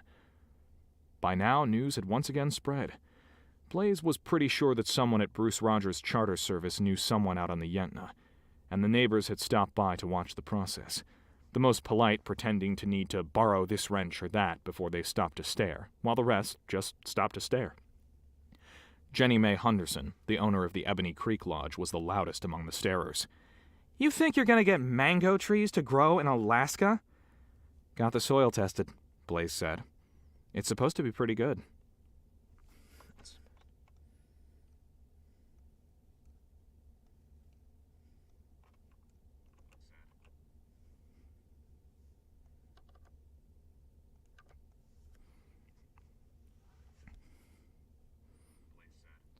"It's supposed to be pretty good," Jenny Mae scoffed.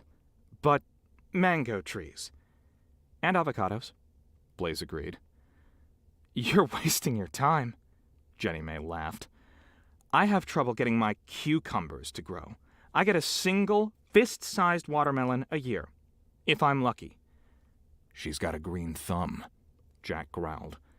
It was the first time he'd spoken since the neighbors started to show up, and Blaze could tell he was not enjoying the company. Jenny Mae peered at him. "And what you doing dressing up like that for, Jack Thornton?" The way she said it, she was a disapproving aunt. She gestured to the sheath he carried slung over his back. "You gonna protect those pigs from bears with a sword?" More chuckles from the spectators. "This whole thing is ridiculous," Jenny Mae said, seemingly powered by the crowd around her. She gestured to the greenhouse, the barn, the livestock. "Who keeps pigs in the woods? Everyone knows the bears'll get 'em. You're just flushing your money down the toilet, girl." The low rumble in Jack's chest was hopefully only audible to Blaze, who was standing right beside him. Baring his teeth, he said, "People used to raise pigs in the woods all the time, before they started depending on some huge factory to raise them in crates, who then sends them to a slaughterhouse that kills 1,000 of them an hour for their bland, barely edible meat." Jenny Mae didn't take the hint. "And yaks?" she sneered. "This is America, not Mongolia." Blaze thought she saw the first bit of hackles sprouting on Jack's back, and Blaze quickly stepped in front of him and said, "I did some research on hardy livestock for out here. Stuff that doesn't eat much, can withstand the cold, and has lots of uses other than just meat. Yaks and goats top the list. Can't hurt to try, right? I'll invite you all over when we butcher our fur." I'll invite over when we.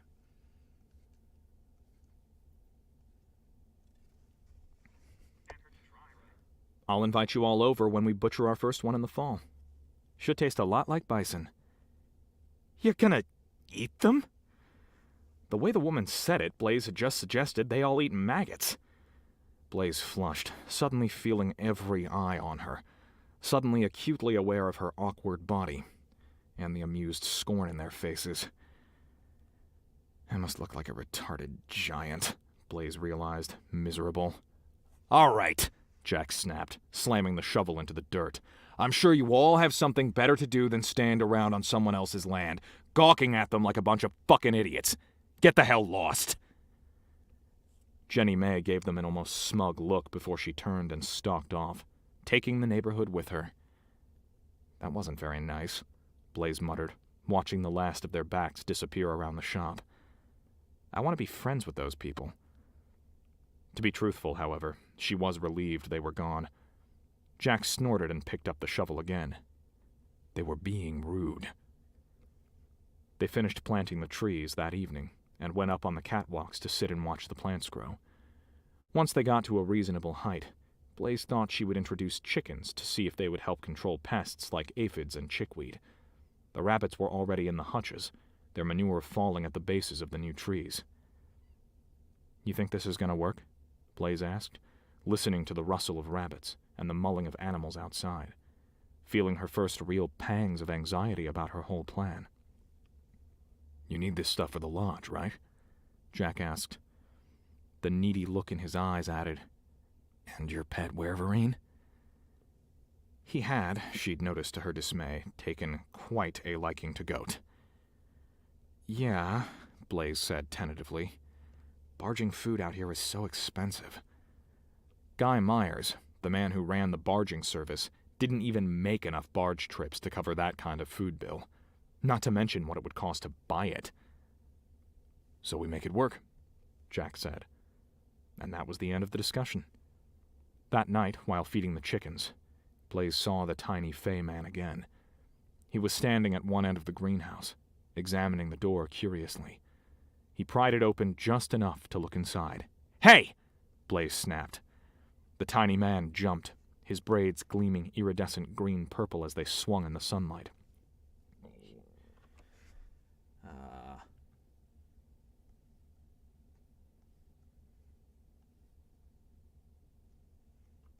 Hey!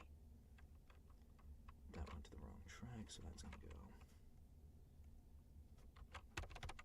There it is. And that's gonna go there to get rid of that gross body noise, and then we'll go here.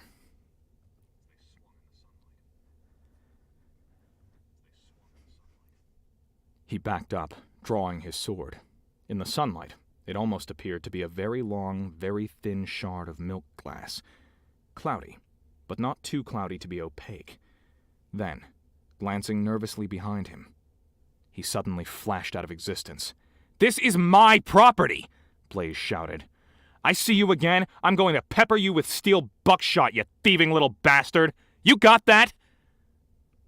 If the Fey man heard, or cared, he made no sound. Cursing, Blaze strode back to the lodge, went into the room, and started unpacking her shotgun from the case. "You see him again?" Jack asked, coming to lean against her door jamb, watching her. "Was sniffing around the greenhouse," Blaze muttered. "I see him again, I'm gonna give him something to think about." She started jamming buckshot cartridges into the chamber, then slammed the pump, loading a round.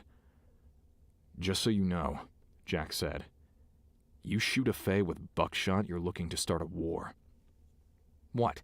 It doesn't matter that the thieving bastard's snooping on my property and already stole your sword?"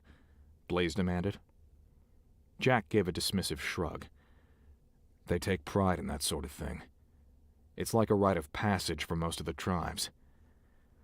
"So what you're telling me," Blaze growled, "is that I'm supposed to just stand around while some adolescent critter snoops out my treasures and takes what he wants?"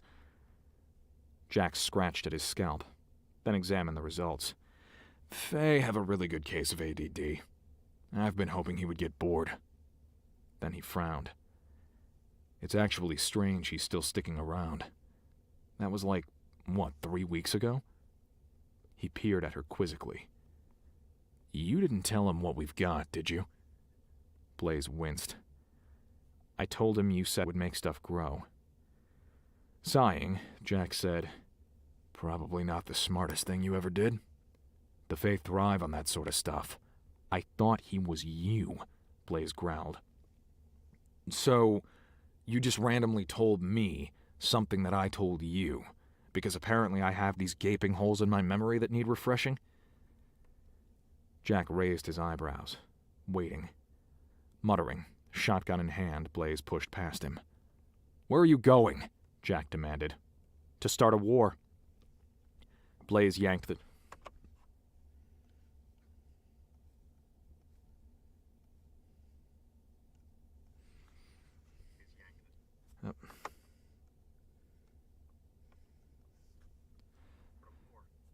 Blaze yanked the door open, stepped out onto the porch, and slammed the portal shut behind her.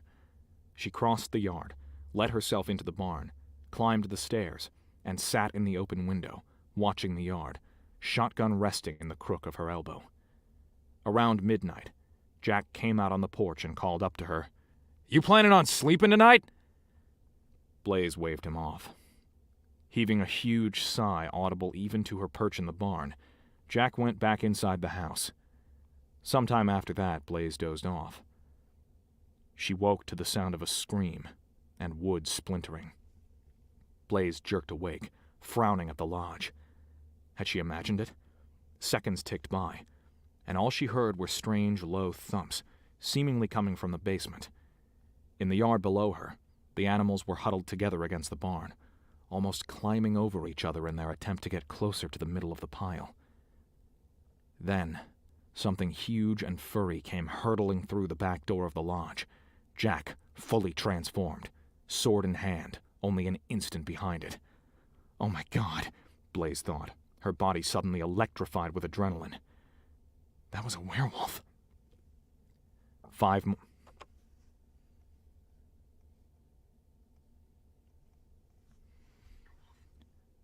more followed the werewolf, rushing through the door in a flood from behind.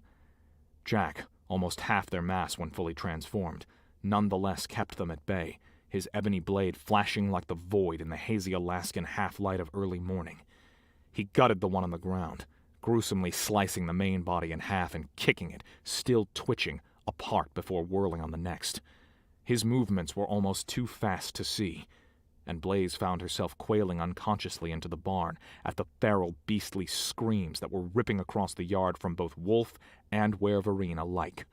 He cut down 3 others, his blade sliding through heads, torsos, and hips, as easy as if he'd been cutting through water. Where the 3 died, however, their bodies still fighting well past the point where a human should have bled out. There were 6 more to take their place. The lodge was crawling with them, Blaze realized, horrified. She saw them on the roof, circling around from the front, coming out of the shop.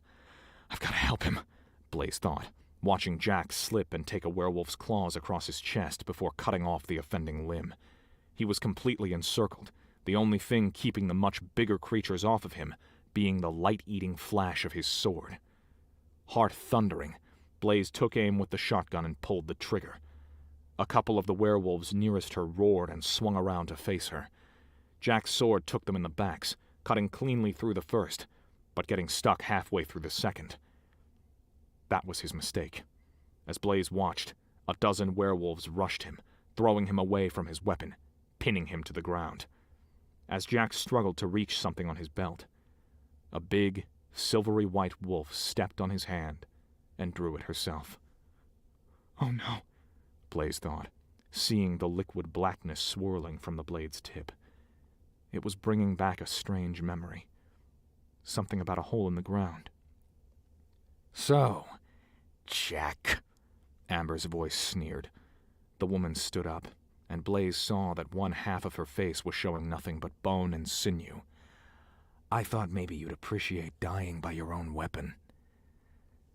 As she examined the twisted black blade, Jack struggled and snarled amidst the werewolves holding him.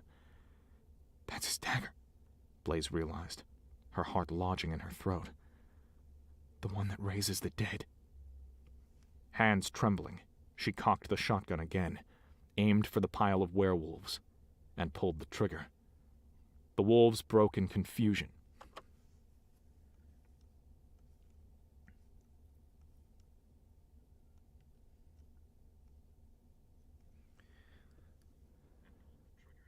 The werewolves broke in confusion as the buckshot peppered them, and it gave Jack just enough freedom to slip free. His eyes glowing like green embers now, he ripped the head off of the nearest wolf and threw it across the yard. Blaze recocked the gun and aimed it at another cluster of werewolves, then fired. In the chaos that followed, werewolves attacked werewolves, and Jack was able to down another 2 of the brutes with his bare hands, ripping one's jaws completely open.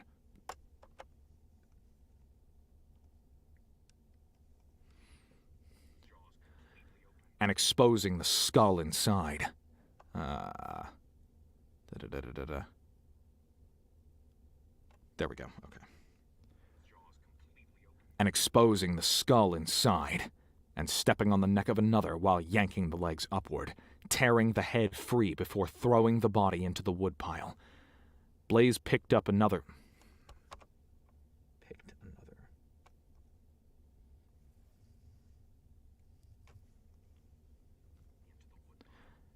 Blaze picked another likely cluster, cocked the gun, and pulled the trigger. Amber's head came up, pinpointing her in the barn window. "Go kill the bitch!"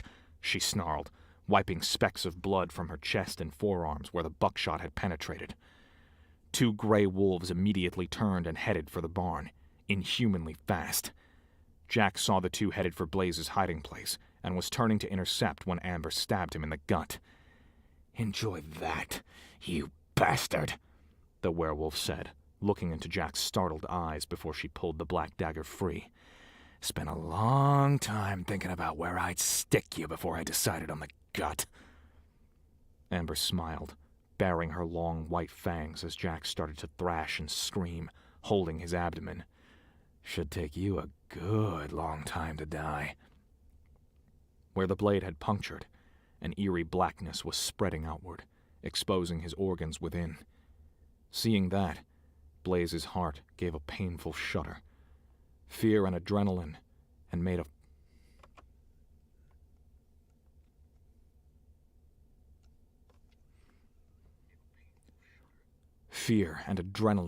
fiery mixture in her veins. And suddenly it was all she could do to breathe, her very lungs feeling as if they were filled with searing gas, not air. Amber kicked Jack off of his feet, then turned and started walking back towards the lodge. "We'll make this the new den," she heard Amber say to the cluster of wolves following her. "Enough food here for a couple weeks." "She's going to take my farm," Blaze thought, rage beginning to add its own caustic fire to her limbs. "She just killed Jack, and she's taking my farm." Her heart began a concussive, explosive rhythm in her chest, and Blaze thought she smelled the acrid scent of wood smoke. What were they burning? Her lodge? Her shop? Her barn? A dozen different possibilities raged through her mind, and it was the last straw. It left a rising, indignant fury boiling up from within, and Blaze fired another couple shots at the werewolves in the yard, pumping and pulling the trigger until she ran out of rounds. Then 2 werewolves were throwing open the doors of the barn and seeking a way into the loft. Powered by adrenaline and fury, Blaze jumped down through the window and started running, fire burning through her veins in searing, painful arcs. She heard the werewolves thunder into the loft, heard their snarls of rage when they saw her running across the yard toward the gas shed, felt the thumps as their great bodies hit the ground behind her, much too close, and started after her. Blaze was running as fast as she could, but feeling them gain distance at inhuman speed, instinctive, terrified panic flipped some sort of switch in her brain. Her fear dissolved suddenly, and she slowed to a stop. She felt the adrenaline within her body sizzle her blood and bones, and smelled the scent of smoke all around her. A moment later, the werewolves were on her, and Blaze's world exploded into a wash of pain and searing, throbbing agony.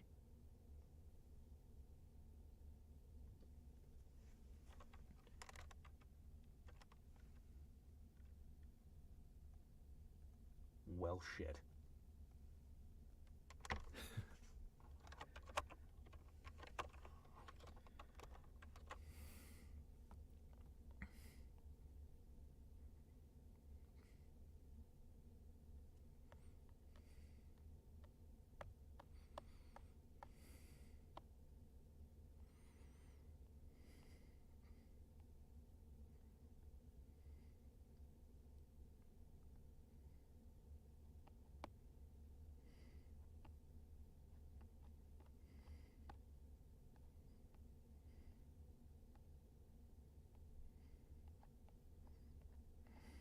All right.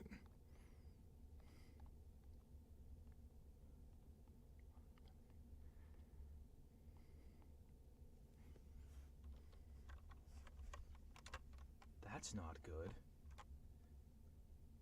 ending a scene in searing, throbbing agony is never good at all. I would venture to say that's a decidedly suboptimal set of circumstances she's currently in.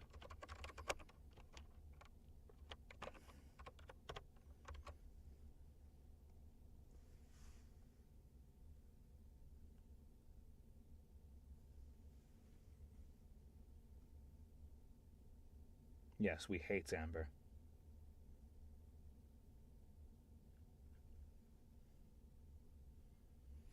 Super powerful wear.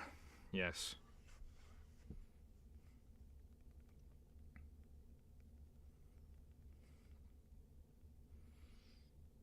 More! Yes, I will send more momentarily. There's my camera right there. I'm looking at it now. It's hard because I can't see myself looking at the thing. I gotta find a better way to mount it, but that angle is considerably better than what it was, at least.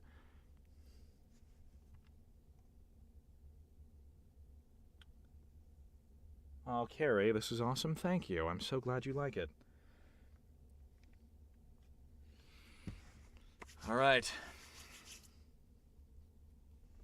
How many have we done today? We did 13, 14, 15. We did 3 chapters. Holy shit, we have gone through a lot. Okay. Let me see how much we have left, because I want to make sure that I'm still within... Yeah, I want to double check something.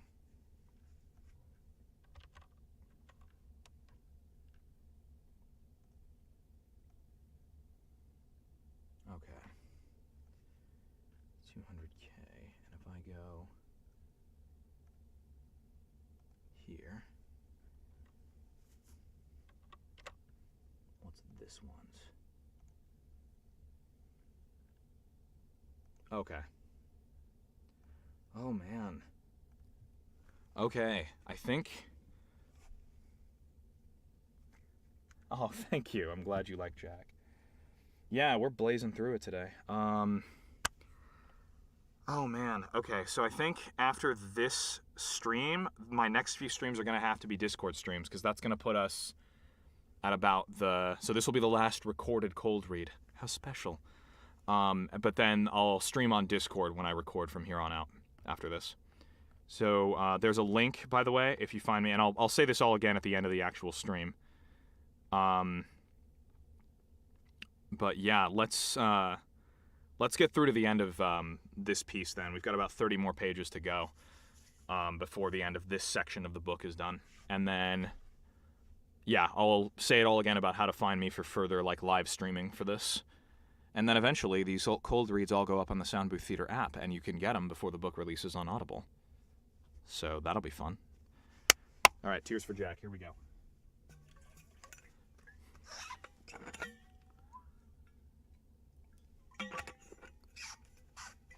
Here we go.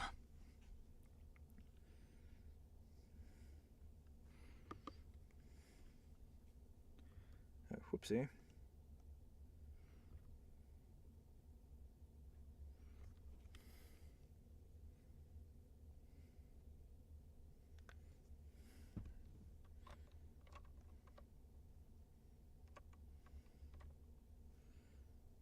Wait, what am I doing? Oh, right.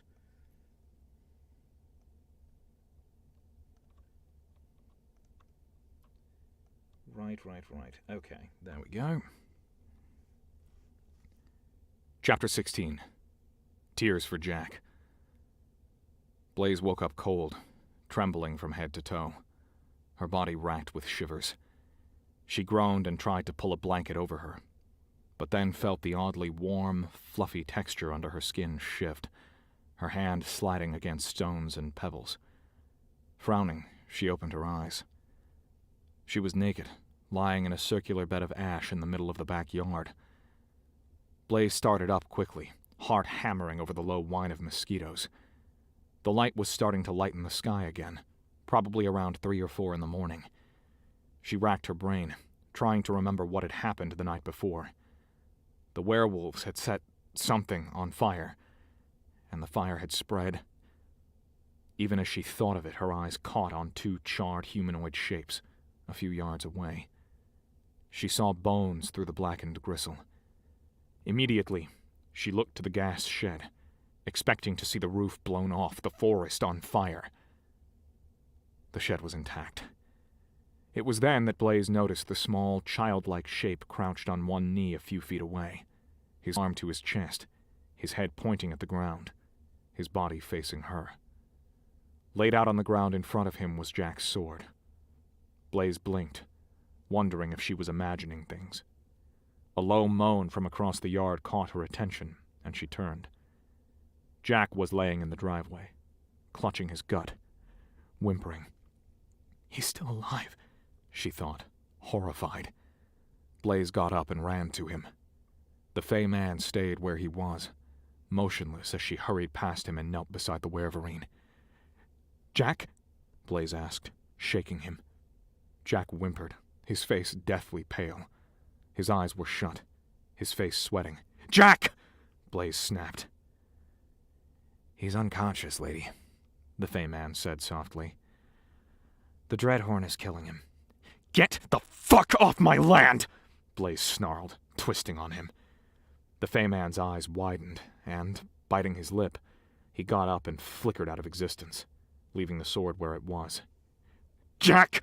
Blaze growled, lifting his head off of the ground, peering into his face. After a moment of watching the werverine's eyes twitch behind the lids, she realized that the Fey man was right. He was whining in his sleep. She lowered his head gently and reached for the werverine's hand. With some effort, she managed to pry it from his stomach. Underneath, she could see the white gleam of ribcage and spine. "Oh my God!" Blaze gasped, scooting backwards, staring at the grotesque wound.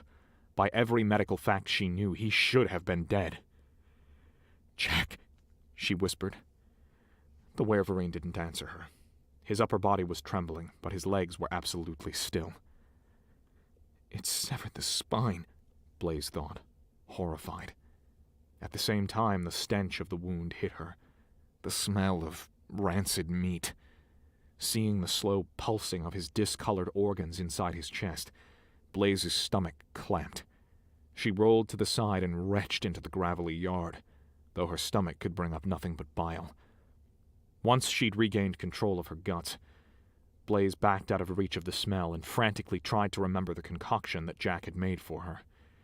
"Grow up," a part of her sneered. "Root beer and whiskey and some woodland herbs aren't going to heal something like that. He's dead, Toots." But then, she thought stubbornly, it had healed a sprained ankle, and possibly a cracked hip.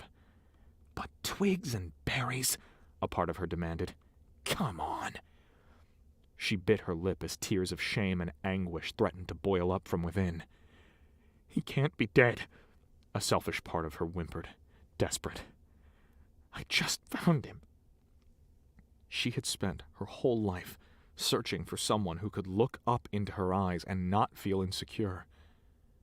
And now that she had, he was dying in front of her, obviously in a horrible pain, all due to her own stupidity. Granted, while not insecure, he was crass, abrasive, and rude, and it took a hell of a lot of patience to put up with him.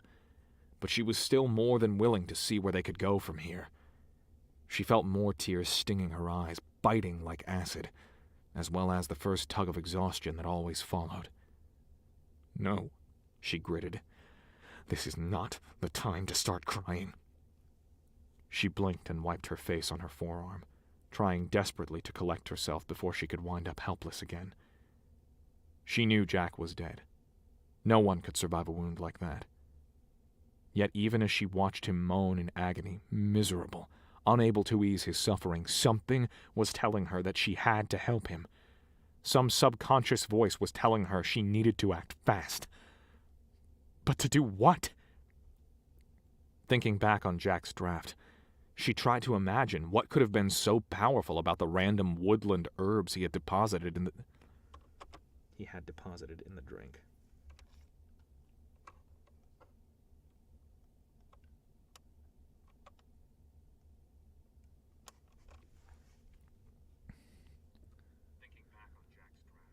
She tried to imagine what could have been so powerful about the random woodland herbs he had deposited in the drink. The more she thought about it, the more she realized the werverine had to have put something else in it. It had tasted so watered down. Blaze's breath caught. He used the feather. The way he had been so vehement about not putting it in her animal's water. A new hope searing up from deep within her, Blaze scooted forward to touch the werverine's face. His forehead was ice cold, yet doused with sweat. She got up quickly and rushed to find a shovel, pausing just long enough to take in the fluffy bowl of ash she had woken in before continuing to the shop. Ash? She thought, something twinging in her brain. Her father had said he'd found her in a bed of ash. She had a brief moment where she felt two synapses trying to connect, then... No way. No fucking way. The werewolves have been...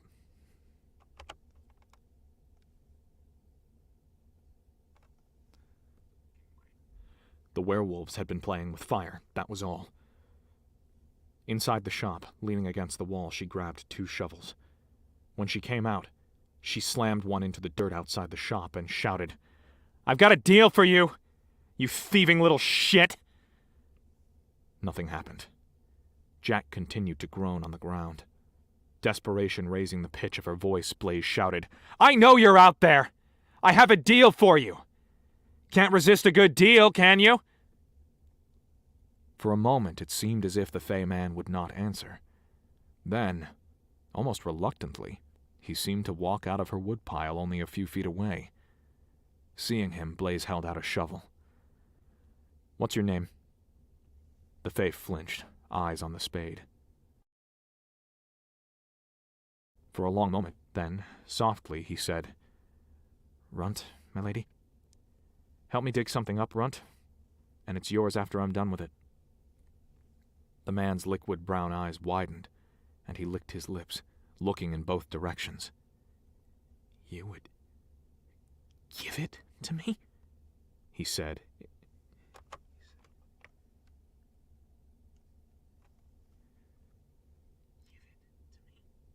He said it in an awed whisper.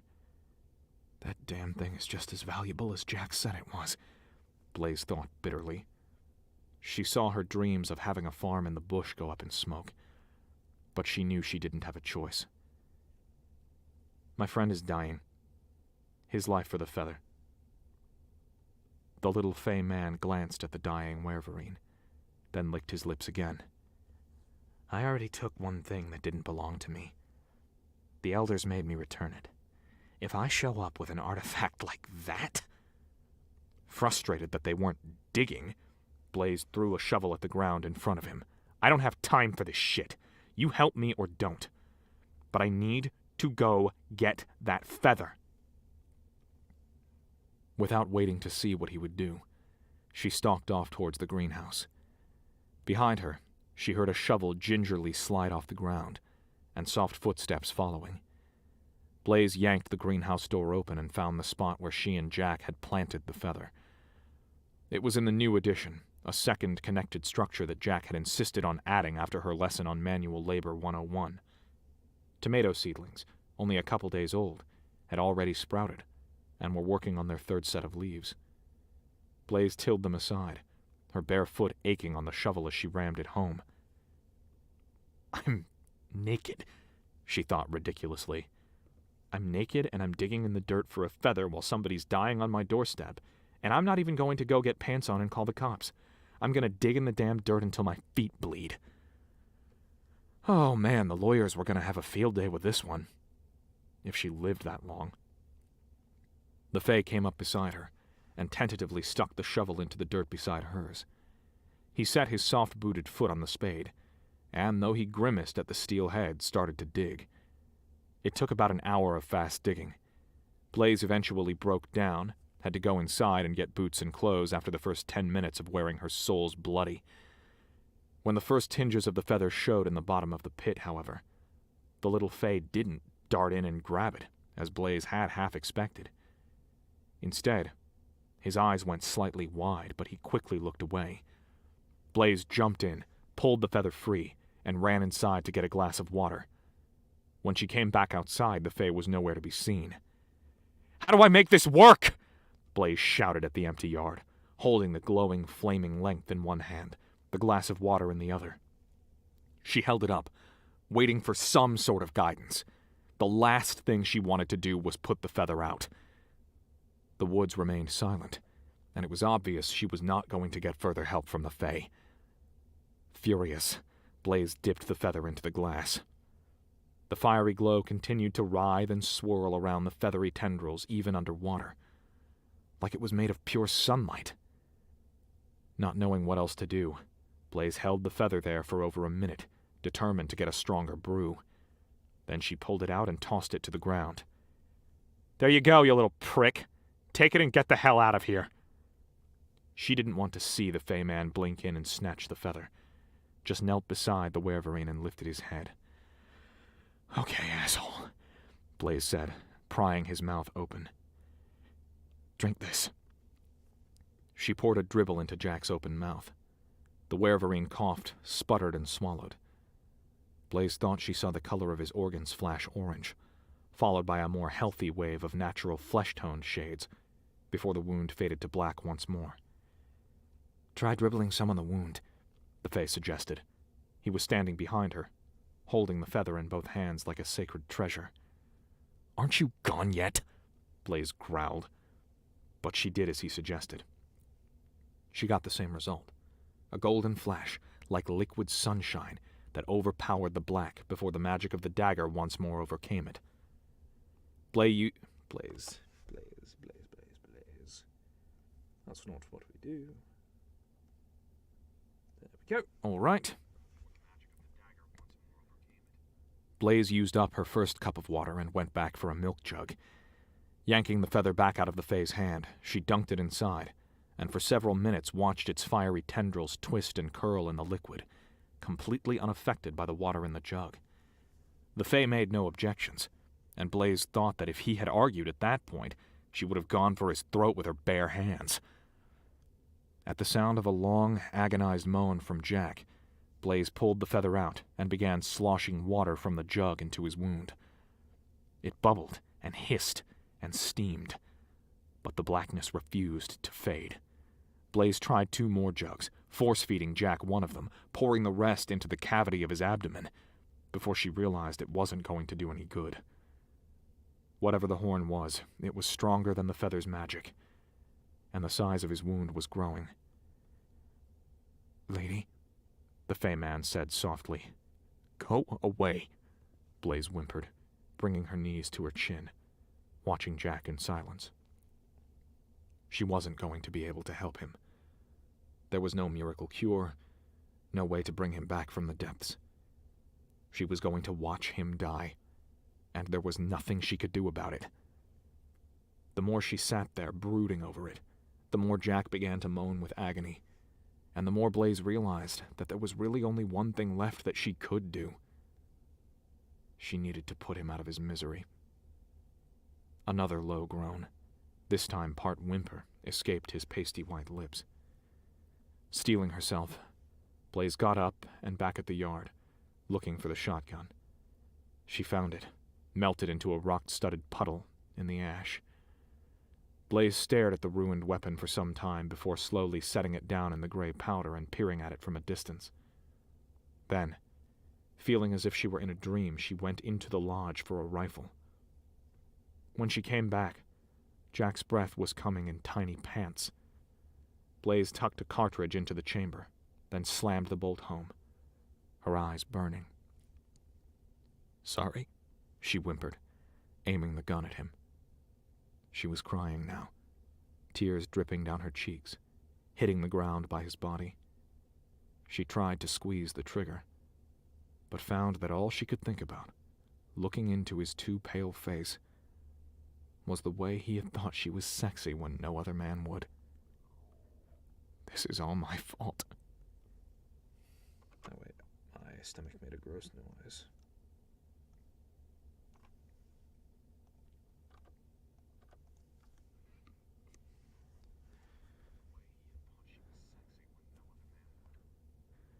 This is all my fault.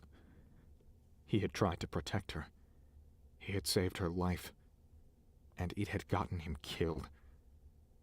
Gasping, Blaze dropped to her knees beside Jack, her finger leaving the trigger. Her whole world was crumbling around her, as the guilt started to twist at her innards, wrenching more tears from within. She realized she should have listened to all the people that snickered behind their hands when she dove into excited conversations about sustainable farming in the Alaskan bush. What did she know about running a business in the woods? She was a rich city brat, not a bush rat. The few times she'd set foot in the bush before stepping off of Bruce's plane, she had been on a chartered fishing trip with her father, led around by the hand by two well-paid guides, sleeping in well-appointed cabins rented for the purpose, ushered around in luxury riverboats, and deposited back in Anchorage before the week was up. And the Renaissance Fair? She only had some vague contact in Washington, insisting that if she could create the right place, he could dredge up the right people. She trusted him on his word alone, and had poured hundreds of thousands of dollars into finding a suitable place to meet all her goals. She had been stupid and stubborn, holding on to her dream even after she realized that the people in the wilds around the Yentna River weren't what they appeared. Her grandmother, in her innocence, had said it best. A woman running a fishing lodge? Why, who would pay for that? Blaze's chest was a tangle of hurt, self-pity, and loss. She felt like she had had her dream in her palm, had actually grasped it and held it close, only to have it break into 1,000 pieces and scatter to the winds. She felt tears stinging her eyes like hot, caustic acid, and flung them from her face in bitter violence. As she did, the Fey man jerked away from her with a look of horror. "I told you to take the feather," Blaze told him. "It's yours. Just get the hell off my land and don't come back." He cringed but didn't move. He almost looked like he expected her to raise the gun, aim it at his nearest pointy ear, and pull the trigger. She glanced at Jack, whose breathing had seemed to go strangely calm. He's close, she thought, tears welling up again. She bit her lip and looked away as her eyes stung like hot coals. She blinked, and they fell into the ground near the Fey man's feet. He jerked, eyes fixed on the place where they had fallen, then looked up at her, wide-eyed. Seeing her face, he stumbled away from her like she sudden.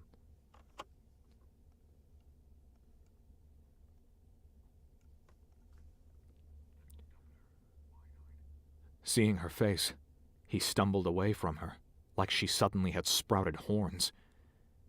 Blaze rubbed her forearm across eyes and wiped it on her pant leg, but the burning in her eyes continued. Already the exhaustion was unfurling in her chest, pushing outward like a void swallowing the flames of the sun, leaving her numb. "Look," she said, trying to keep her words from cracking apart. "I'm new here, and the guy who was helping me figure all this out is over there dying in my yard, and there's not a medic in the world who could help him. I'm about a fraction of an inch from taking this damn gun and blowing my own brain tissue all over the place. If you could please just get off my land and leave me in peace, I'd really appreciate it." She sniffled again, and again she caught the tiny Athabascan man staring up at her face in horror. Like I'm a 10-foot-tall monster, Blaze thought. She felt tears threatening again, and reached up to brush them away. "You can't!" the Fey man cried, arm flung out like he meant to stop her. Blaze hesitated. Seeing that she had paused, the Fey man swallowed hard and looked in all directions. Then he began babbling nervously and started fumbling with the pouches on his belt. He found a tiny blue vial, uncorked it, and dumped out the contents on the ground. Then Runt was kneeling beside her, holding the tiny blue jug under her face. "If you would allow," he whispered, his words tinged with awe. Then, his hands moving like lightning, he began catching her tears. It was so ridiculous, so utterly beyond her comprehension, that Blaze had just watched him do it, grateful for the company. She closed her eyes and cried for Jack, for herself, for her father and mother, for the critically endangered breeds she had failed to give a home, for the pretty greenhouse she was going to leave to rot in the woods. When she was done and opened her eyes, the Fey man was still there, looking at her with anxious concern. He reached up slowly, and when she didn't stop him, he carefully wiped the rim of the jug against each of her bottom eyelids, then capped the contents and handed it to her. "Your tears, lady," he whispered, his voice soft with what almost sounded like respect. Looking down at the thing, Blaze had to squash the sudden urge to hurl it across the lawn. "Thanks," she managed, though she didn't know what she was thankful for. She felt utterly spent. Every ounce of energy wept from her body, her limbs barely even functioning enough to hold her upright. As thoroughly as she always did when she cried, she felt exhausted. It was all she could do to keep from slumping over right there in the yard and close her eyes. A few yards off, she heard Jack moaning, his body jerking against the gravel. "I'm sorry," Blaze thought, as her awareness even then started to fade. "I can't help you." Runt glanced nervously at the sleeping lady. "Do you need to sleep?" How could he know? Blaze thought. She had always gotten so extremely tired after crying. So much so that her overprotective parents had often taken her to the emergency room whenever she'd experienced a particularly painful heartbreak. And until now, her adrenaline had been thrumming through her veins, its fire keeping her conscious. Now, her exhaustion was all hitting at once, and suddenly she wasn't sure she could even make it to the house. Fist wrapped around the tiny blue jar, Blaze started crawling to the back door. Somehow she made it onto the mattress, and was grateful when the Fey man flipped the blankets over her and tucked them around her gently. Like a sleep-deprived narcoleptic, Blaze slid into oblivion immediately.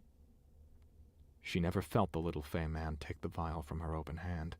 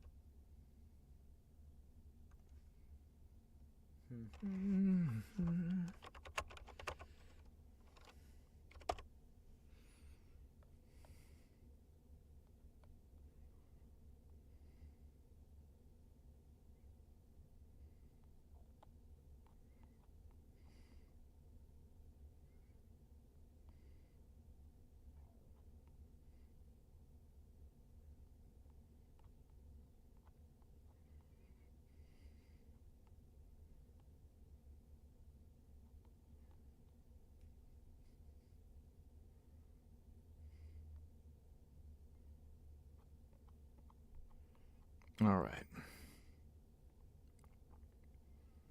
And I believe...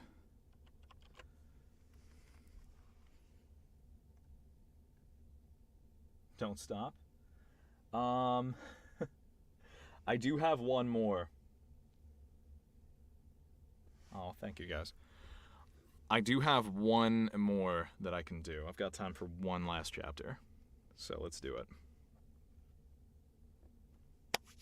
Let's do this. All right.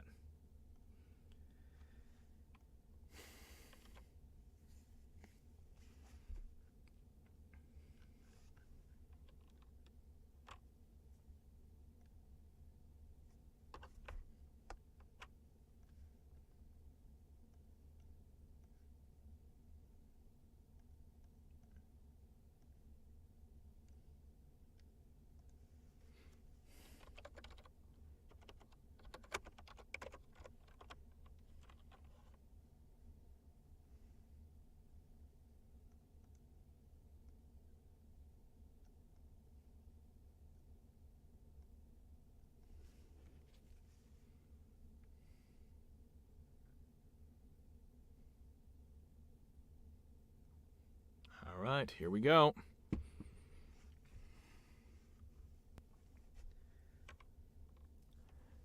Chapter 17. Stocking Up. Blaze woke up the next morning feeling about as bone-tired as she had felt falling asleep that night. Except maybe more so. She groaned and flipped the blankets off of her. She peered at the open door, frowning at the yellow cast to the trees through the far window. The golden color was such that she had either slept very little, which was what she felt like, or much too late, which was what the sinking feeling in her gut was telling her. After one of her particularly bad crying spells, she'd fallen into a near coma for 5 days afterwards, and nothing the panicked doctors had done had dragged her out of her stupor. Judging by the loud mewling of the farm animals outside her window, she guessed that they were missing a meal. Or 3. Reluctantly, she crawled out of bed. Jack's sword was propped into a corner of her room, in its intricately tooled sheath. After taking a moment to try and remember how it had gotten there, and how she had fallen asleep, Blaze slipped on her shoes and went outside. She'd always had trouble with sleep. A random native medicine woman had stopped her in the streets of Anchorage on one of Blaze's quick shoe shopping trips in the Northway Mall.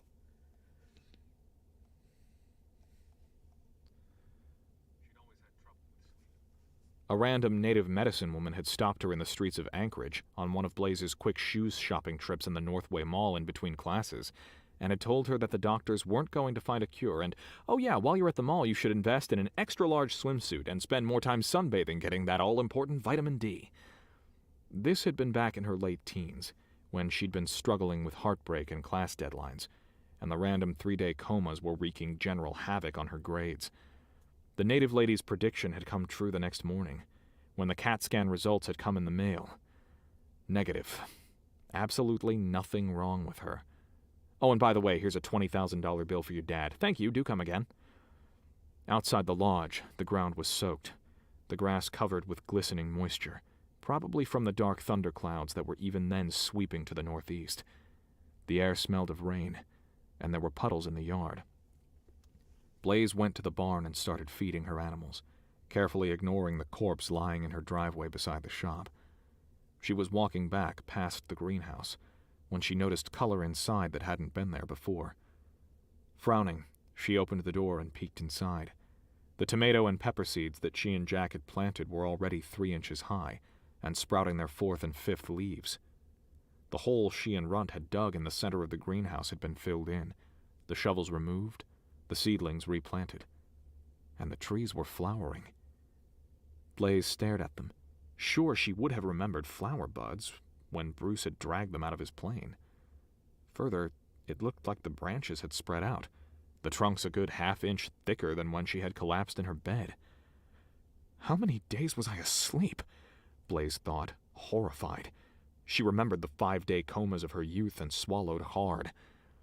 Blaze shut the door, too early in the morning, with too little coffee to think about that. Finally, deciding she had to face the inevitable, she turned towards Jack. Upon seeing his hair and clothes soaked by the storm, lying in a puddle of runoff from the roof, she grimaced. She hadn't even bothered to pull his corpse out of the rain. She'd just crawled to bed. She lowered her head in misery, taking a moment to collect herself. She had 2 options. She could call the police and try to explain to them why there was a man with a half-rotted hole in his gut in the middle of her yard, wearing ripped-up chainmail, and then spend the rest of her life in jail. Or she could try to get rid of the evidence and maybe save her farm from werewolves. Half of her wanted to call the police. But, reluctantly, she picked up the shovel from where it leaned against the greenhouse. It was her fucking farm, damn it, and she wasn't going to let one sexy little corpse get in the way of that. She wondered if the authorities would even come looking for Jack, considering he probably hadn't registered in any of their systems. Hell, in all likelihood, he hadn't even acquired a driver's license. Could he, if he was illiterate? Still, the neighbors would know who he was, and where he had last been seen, and it could probably get ugly pretty fast, especially if they brought out cadaver-sniffing dogs, which made her glance around the yard looking for the other bodies. She had been sure she had seen at least 7 or 8 before she'd checked out. Had the werewolves come back to claim their losses? Or did their bodies disintegrate over time and she was just panicking for nothing? Yet she couldn't leave a body lying out in the middle of her backyard, waiting to test that theory. What she decided to tell the authorities afterwards, she could decide later. Right now, she needed to get it out of sight before Jenny Mae Henderson came over to borrow a dozen eggs and gawk at her yaks. Blaze went and got the four-wheeler, hitched it to the trailer, then backed it up to the Wereverine's corpse. When she reached down to pick him up, however, Blaze was stunned to find the Wereverine's wrist was still warm. When she put a hand on his chest, she realized he was still breathing, his torn chainmail shirt rising and falling in even breaths, a certain rosiness to his waterlogged face. She fell to a crouch beside his rain-matted head, frowning. "You're alive?" Blaze pulled Jack's hand away from his stomach. She actually had to fight him this time, so strong was his resistance, and was stunned to find the hole in his abdomen closing, the blackness gone, leaving just healthy muscle and organs throbbing in its place. She stared down at the wound, utterly sure that she should have been examining a dead body. Staring at Jack's face, she managed, "You stubborn, lucky shit." She didn't know much more about magic than what she had overheard in those brief snippets of snickering Dungeons & Dragons nerd fests in passing between the fridge in her room and between writing business papers, but she could have sworn that the feather hadn't worked. Yet she was looking at pretty convincing evidence that it had. Change in plans, Blaze thought, looking at the four-wheeler. She had to get him inside. All 450 pounds of his heavy ass. She went into the shop and pulled out the little wheelie thingy that Jack had used to crawl underneath the big machinery to do his repairs. Lining the path between the Wereverine and the door with boards, she settled the wheelie cart on the boards and began the frustrating task of rolling the Wereverine onto the roller. She had to grunt and strain for every inch. He was unnaturally heavy, like he carried lead in his bones. 450 pounds was a low estimate. For his part, instead of doing anything to aid the process, the Wereverine had once again slapped his hand over his wound and held it there.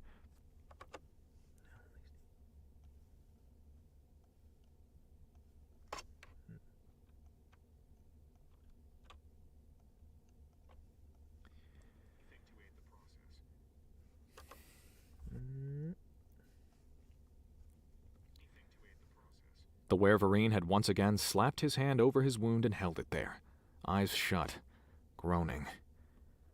Well, at least he's not mauling me for the effort, Blaze thought, tugging him over the cart as best as she could.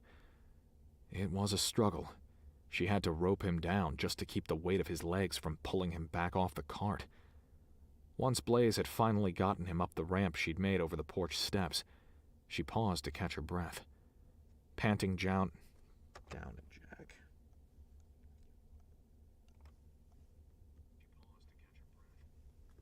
Panting down at Jack, she cried, "Why do you weigh so much?" "Depends on who you ask," Blaze cried out and turned. The Fey man was standing behind her, giving Jack a disgusted look. "You ask him, he will tell you it is because he is carrying the magic of the moon in his blood. And it is true, moon magic is heavy. Just look at the tides." The tiny man gestured to the west. Blaze struggled to remember what had happened the night before. The man was named Runt, she remembered. But why was he still hanging around? "But," Runt said, "if you ask the folk, it's because they carry their demons within them." Blaze's eyebrows went up. "Demons?" "Surely you've seen the beast," Runt offered. Blaze remembered the slitted eyes and the hypodermic teeth. "That thing's a demon?" "Not in the Christian sense," Runt said quickly. "Consider it more of a possession from the Third Lands, a supernatural entryway created by the creature's bite that gives the unmentionables access to the victim's body. The younger ones are usually controlled by it. They get small-minded and violent and dangerous, and generally take on the personality that possessed them from the Third Lands. The older ones?" He looked down at the Wereverine. "Well, sometimes the possessed becomes the possessor." "You think he's possessed?" Blaze cried. Runt gave her a wry look. "You can see why it is not a popular theory amongst the moon-blooded." He said it was just a magical plague of sorts. The thought that Jack was possessed was making her uncomfortable. Well, there is magic to it, Runt said. The Third Lands are ruled by moon magic, bathed in it, even. It is a place that is locked in perpetual darkness, the light of the moon taking center stage in the sky, never moving. Everything there is similar to the plants and animals we have here, but more vicious, and most are desperate to leave. So they possess people? Runt shrugged.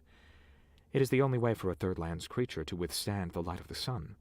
They need the body of a First Lands creature to protect them. Otherwise, they will simply turn to dust. Like a vampire. Runt winced. Yes, actually. A vampire is a very good example of a Third Lands creature that has found passage into the world. Probably a great magus who opened a portal. He looked back down at Jack and shrugged. The rest, though, they're not willing to take that chance. They opened a gate, but they sent an animal through instead. One that was linked to their own blood, trained to bite only humans. When the animal bit and deposited the moon magic in a victim's system, they and all of their kin suddenly have access to the body, so it's usually snatched up immediately. Blaze thought of Amber's ice-blue eyes as she sank her teeth into her shoulder, remembered the oozing silver liquid as it hit the ground beneath her. So how long does it take to show symptoms? She asked softly. Of possession? Runt shrugged. A few minutes to a couple hours. With so few of the demon kin still passing on the plague, every opening is fought for. He glanced again at the Werverine. Like I said, the Third Landers are desperate. Blaze was about to ask why. Then she remembered the otherworldly thing that Jack transformed into when he was angry. She looked at the Werverine, sleeping peacefully on the willow mat.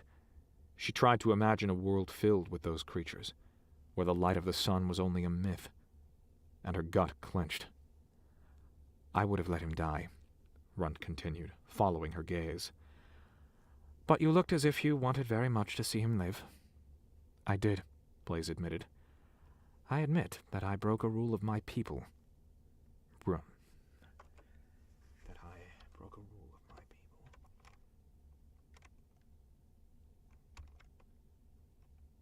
I admit that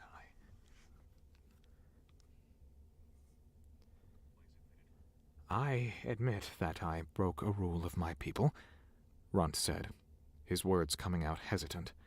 The Second Landers have no love of the Third Landers, and would like to see the Unmentionables' plague stopped for good, because it upsets the balance. She glanced at him warily, once again beginning to get the sense of a malignant voice recording. What does that mean? It means, lady, Runt said, that if you value my life, you will not tell the Feylords I helped him survive. Feylords? Blaze snorted and waved a dismissive hand. Yeah, I think we're safe from that. Runt bowed again. Then you have my gratitude. And, just like that, he was gone again, probably once more spying on her from afar. Blaze was beginning to understand why Jack had claimed to hate the meddling little bastards. The irritating shit had stood around watching for hours as she struggled with Jack's body, then popped in just long enough to spout irrelevant nonsense that only served to creep her out, then disappeared again, making no offer to help her get the Werverine the rest of the way inside. Though, Blaze decided reluctantly, if he healed Jack like he said he did, I guess I can't begrudge him a few hours dragging the ornery old prick around. In fact, she probably owed him a pretty big favor. And if anything she knew about the Fae was actually true, that was a very bad thing. She got a sick taste in her mouth when she wondered what he was going to try and collect.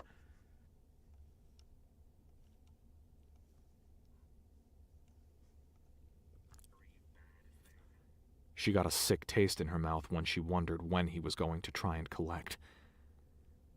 Blaze spent the next hour trying to hoist the Werverine's roller cart up and over the doorway and into the lodge. She got him as far as the foyer before Blaze realized that it would be about 10 times easier to move the bed to him, and she went and got a mattress and slapped it down inside the basement door. Then it was a struggle to whirl the...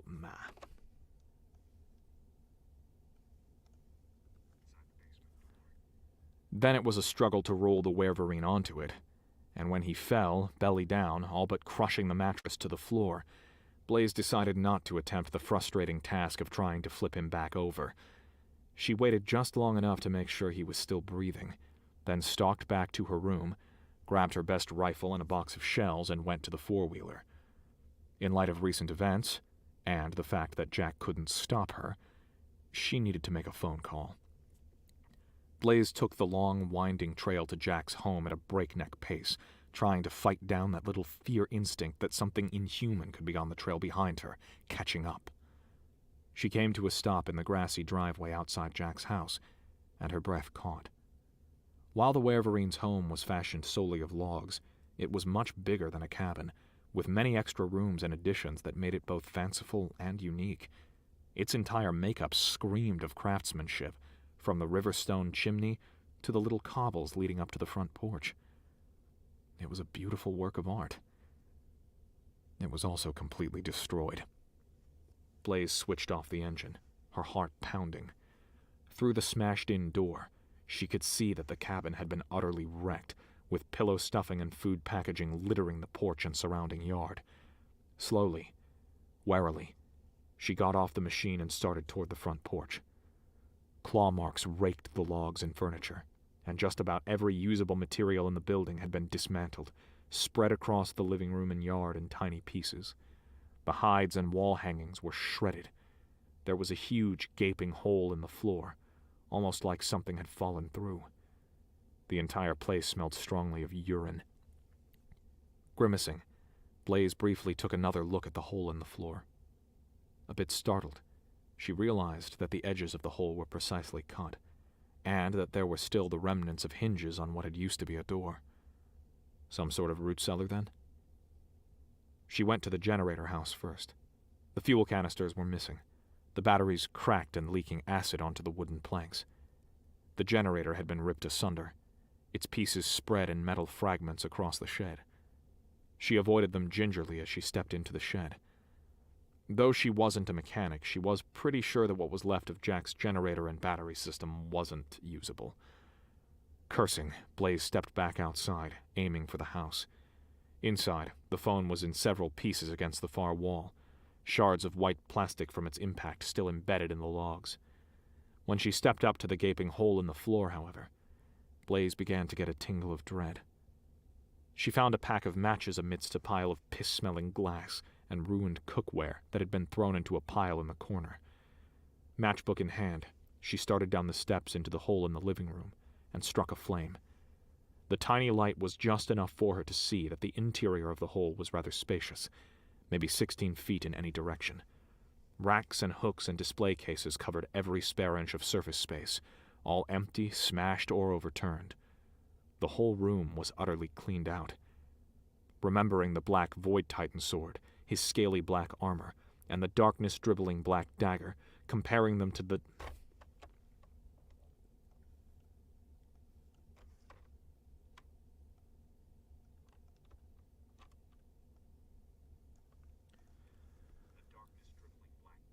Comparing them to the dozens upon dozens of vacant weapons racks scattered around the room, Blaze suddenly felt like throwing up.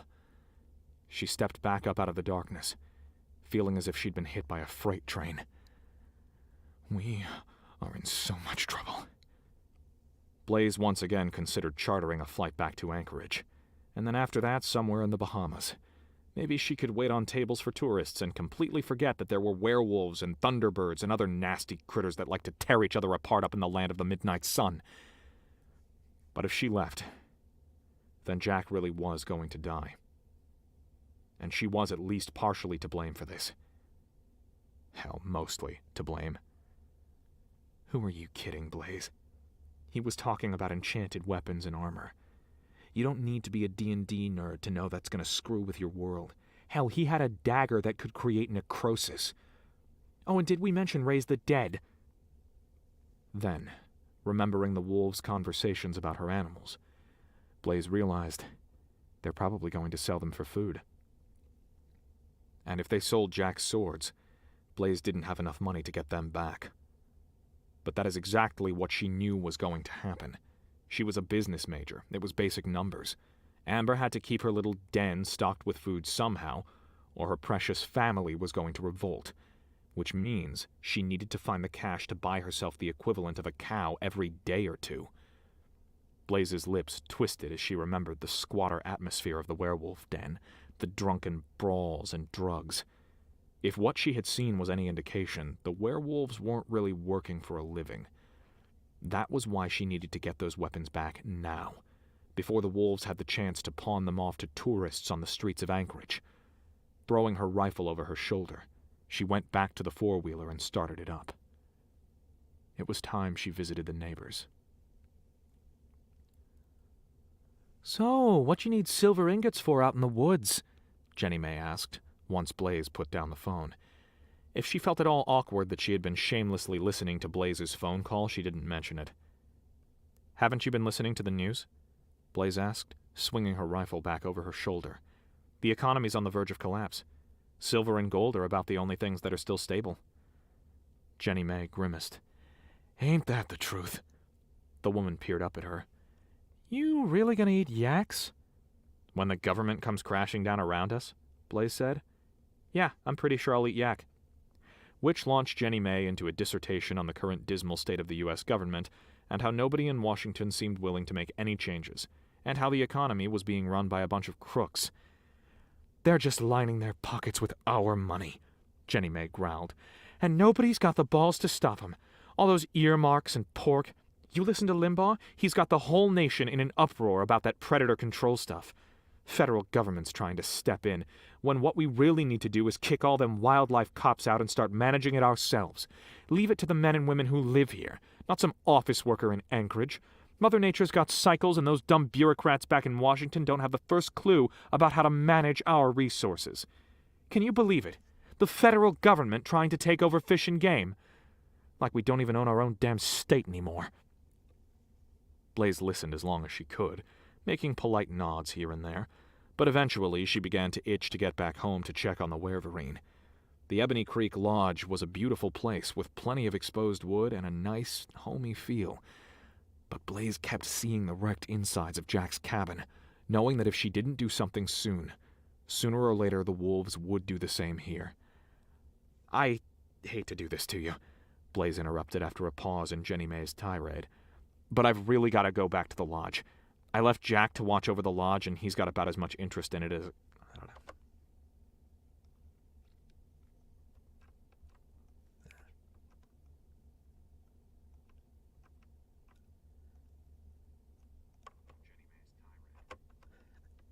My name's not on. "But I've really got to go get back to the lodge. I left Jack to watch the lodge, and he's got about as much interest in it as a caterpillar. But I've really got to go get back to the lodge. I left Jack to watch the lodge, and he's got about as much interest in it as a caterpillar's got ear holes." At the mention of Jack, Jenny May's face darkened. "Don't know why you had to go hire that man. He's a rude, ornery jerk. No offense, but most of the neighbors are hoping some hydraulics fail and he guts himself on a tractor blade." Blaze grimaced at that idea. "I'm the one running the bulldozer." Well, I recorded that voice in the wrong track.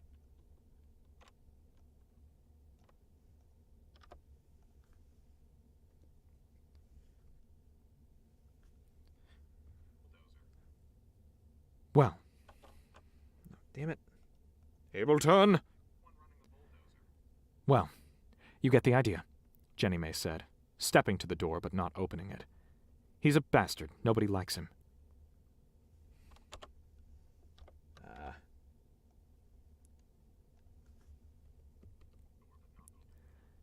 "He's a bastard. Nobody likes him." "He gets the job done," Blaze said, trying to fight the bristling impulse to tell the woman to get out of her way. "Anyhow, I gotta get going." She gestured meaningfully at the door. Jenny May didn't take the hint. "You know, Blaze, he may be good at swinging a hammer, but my boy Ralphie could do the same thing. You need a mechanic? Well, Ralphie's been learning everything his dad knows. Works for cheap, too." Because it was obvious the woman wasn't going to let her out of the lodge without either continuing the conversation or Blaze shoving her over, Blaze said, "How old is he?" 13, Jenny May beamed.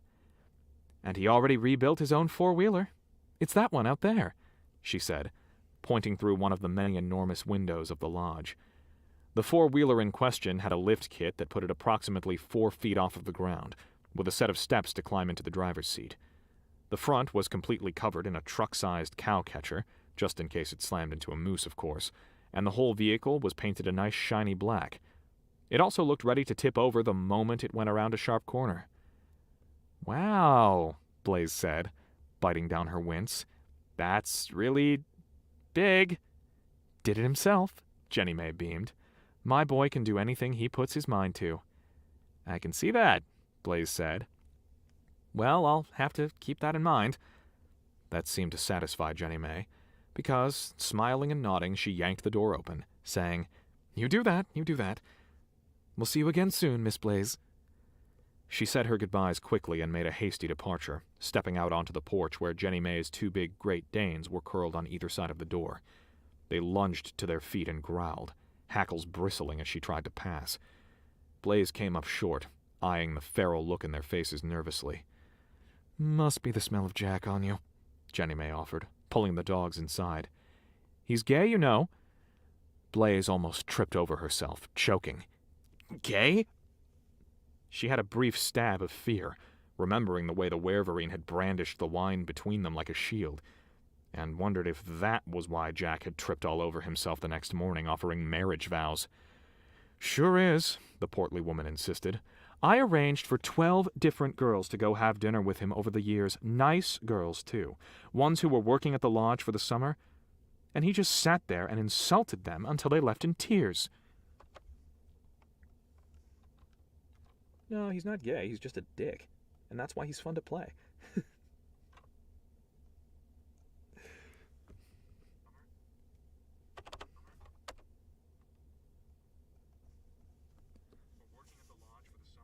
And insulted them. And he just sat there and insulted them until they left in tears. The big dogs, still growling, only reluctantly allowed the loud, round woman to drag them inside the lodge. Said the last one had buck teeth and a Ben Franklin forehead, and asked her where the donkey was in her family tree. Can you believe that? "Oh," Blaze said, letting her breath out between her teeth in relief. "That explains it." "Uh-huh," Jenny May said, nodding. Shutting the door behind her, Jenny May said, "Besides, that Jack Thornton gives Duke and Daisy fits, and dogs, no. That man ain't no good, I'm telling you." She gestured at the mutant four-wheeler. "You just give my Ralphie a call, he'll help you out." "I'll do that," Blaze said, finally realizing why Jack, out of all the people on the river, didn't have a dog, and why he had stalwartly refused to let her have one to guard her stock. She took the four-wheeler back on the dirt path down the riverbank from the Ebony Creek Lodge, and back through the woods to the sleeping lady, at speeds she normally wouldn't have felt comfortable with, except now, with the idea of a werewolf running along behind her, wasn't fast enough. Could werewolves flit in and out of view, or was that just the Fae? Blaze kept checking over her shoulder, keeping the machine at a breakneck speed. Paranoid they could do just that. She slid to a stop in the gravel driveway behind the sleeping lady and jumped off the four-wheeler, her back prickling with that anxious feeling of being watched, though Blaze couldn't tell if that was just her nerves or an actual feeling of being watched. She had about as much ESP sensitivity as a kiln-fired brick. Rifle in her hands, Blaze began walking around her property, assessing the damage to her lodge. Overall, she was relieved. The werewolves hadn't ripped the place up as badly as Jack's cabin, and she had an irritated feeling that it was because they had planned to use it as their home base.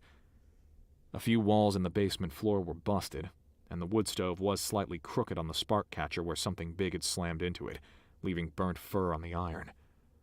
Her animals, for the most part, were alive, though she would have to buy more yaks.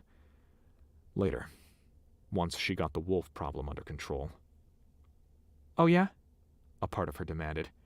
"And just what are you going to do there, girlie? You're dealing with werewolves. Or had you forgotten?" Blaze's fingers tightened on the rifle.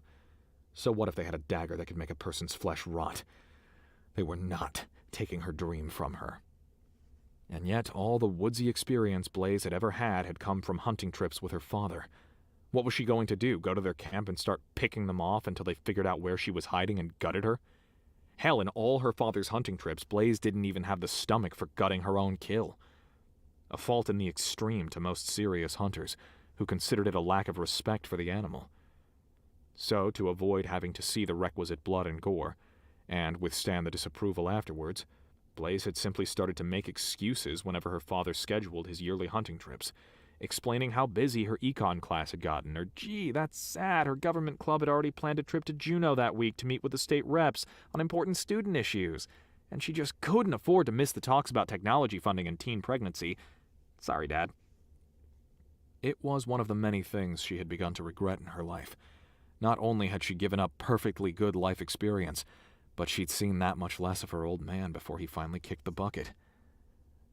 "Sounds like you blew that one, Toots," Jack's irritating drawl said in the back of her mind. So what you gonna do about it?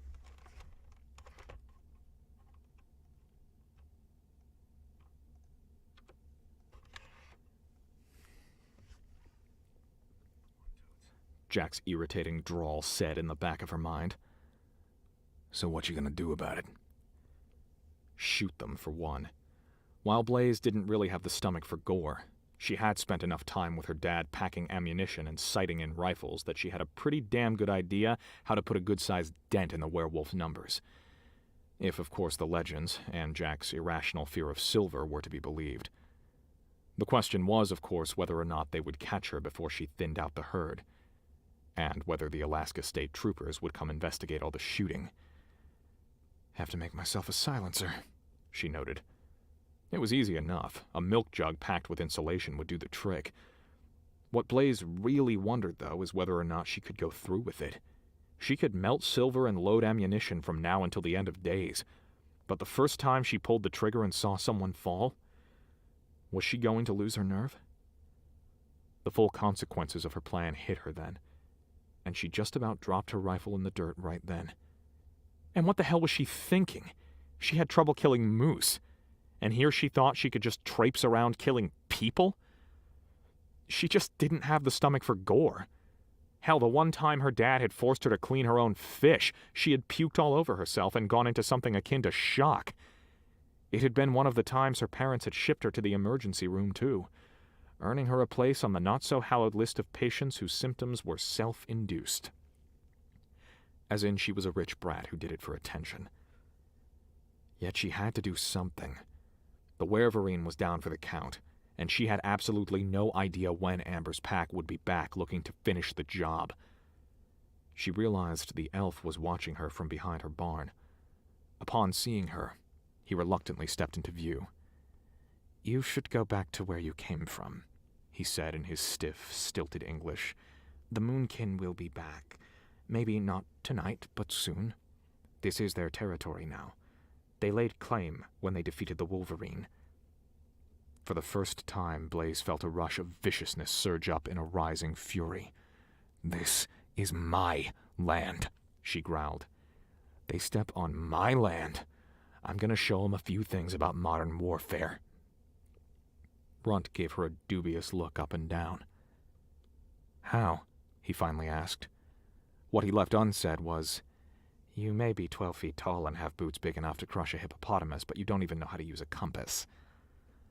Blaze smiled, gaining some nerve in the fact that the little Fey man obviously thought she was insane. After all, she had 25 years of practice in having people look at her like she was some sort of alien. Silver bullets, silver buckshot, silver nitrate hollow point, a colloidal silver sprinkler...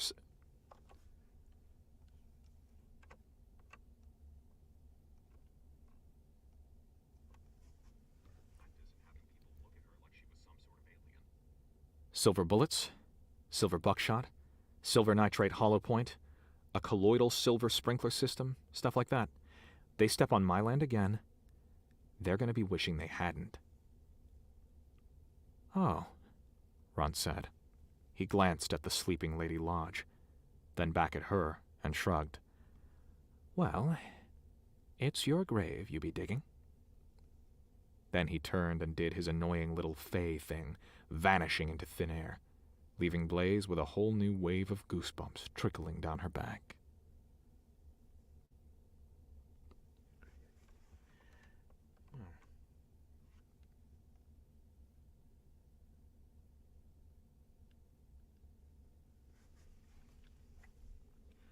Colloidal, yes. Colloidal is a good word. Alrighty. That's exciting.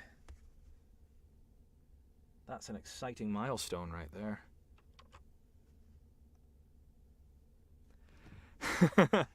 That's the end of the chapter.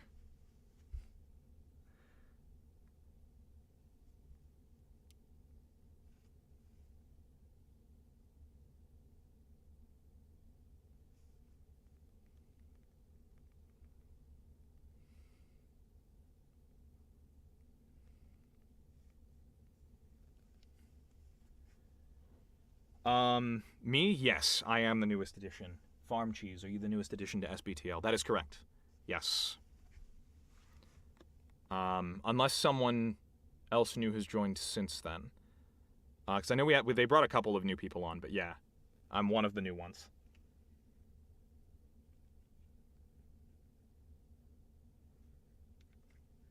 Thank you, Farm Cheese. Happy to be welcomed by you. Wow, 3-hour stream. That is crazy. Sorry, my camera's up there. I'm still working on best camera positions in my booth. Damn it, if only you could just, keep going. If only. I will say, it is rare for me to, I spent 3 uninterrupted hours in a booth. That's pretty damn impressive. I'm very happy with that. So, as far as the cold reads go, because we're, thank you. Thank you.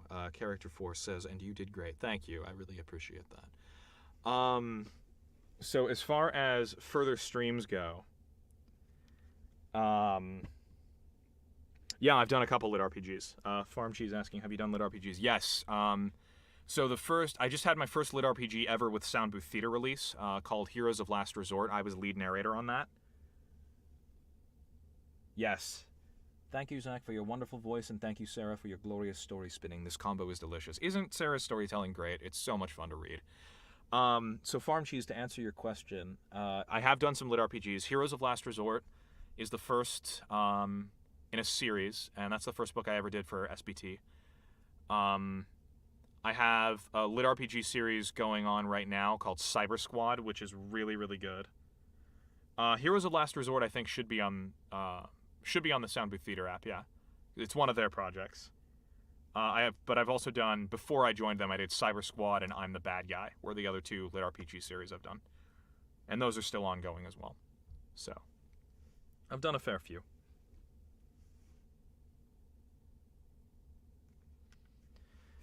But, yeah. And then I've got the Last Resort series, The Other Guys, is a whole thing. There's, I think, at least 3 books in that, so I have a few more lit RPGs with SBT coming out. Well, thank you. I'll go check out all of your work. Well, thank you. I hope you enjoy. Yeah. So, I know, I'm sad it's over today, too. But, okay, so as far as the cold reads go, because we're a little bit over a third of the way into the book, which is about what we want for the cold reads. So additional live reads will happen. They're going to be on Discord, though. So they will occur, but they will not be recorded. Because obviously we have to leave you wondering about some things. If they happen to stumble upon. Oh, my Facebook link. Yes. Thank you. I will do that. I will throw that in the chat right now. So, yeah, the Sound Booth Theater Discord is actually linked in the description. So, if you go there, and you click on that link, you'll see a bunch of different rooms. And one of them is called Zach's Booth. So if you see me there, you're always welcome to stop by. I know a lot of the other Sound Booth Theater narrators use that as well. So I will be live streaming again. My next stream for this one will be Saturday. It's just going to be on Discord and not on the Sound Booth Theater YouTube. And then, of course, the Sound Booth Theater app if you want to listen to the cold read, so you'll listen to me narrate, but with my inexplicably British internal monologue chastising me every time I fuck up, those cold reads will go live on the Sound Booth Theater app in the next couple of weeks. So you can save these, and you can only get them before the book releases, so they're like little collector's items. I've been following Jeff pre-SBT. Oh yeah, Jeff does great work. I was very, very happy when he wanted to talk to me. Where is my Facebook link? Oh, here we go.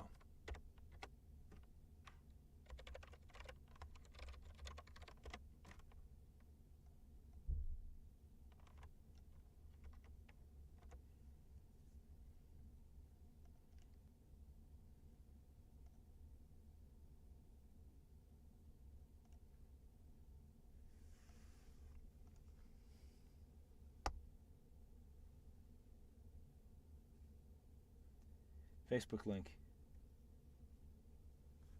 So I trust his decision making. Oh yeah, well, thank you. I'm glad that you trust Jeff's decision making. As do I. Where are you? There you are. I was like, why did my Facebook link disappear? There it is. Okay. It's in the chat now. There it is. That's where I am. You can find me on the Facebook link in the chat right there. So yeah, if you ever want to get in touch or anything like that, you can reach out to me through there. That's a good way to get in contact.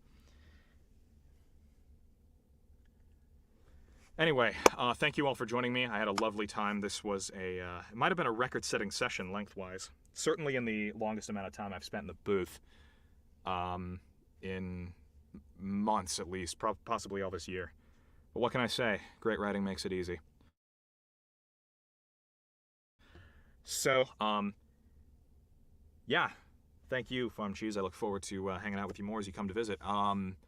Check out the Discord link. You'll see me in there. I will reach out to Sara with the time for the next one. She links it all on her page, and just I'll probably throw it on my Facebook since it's a little harder to find.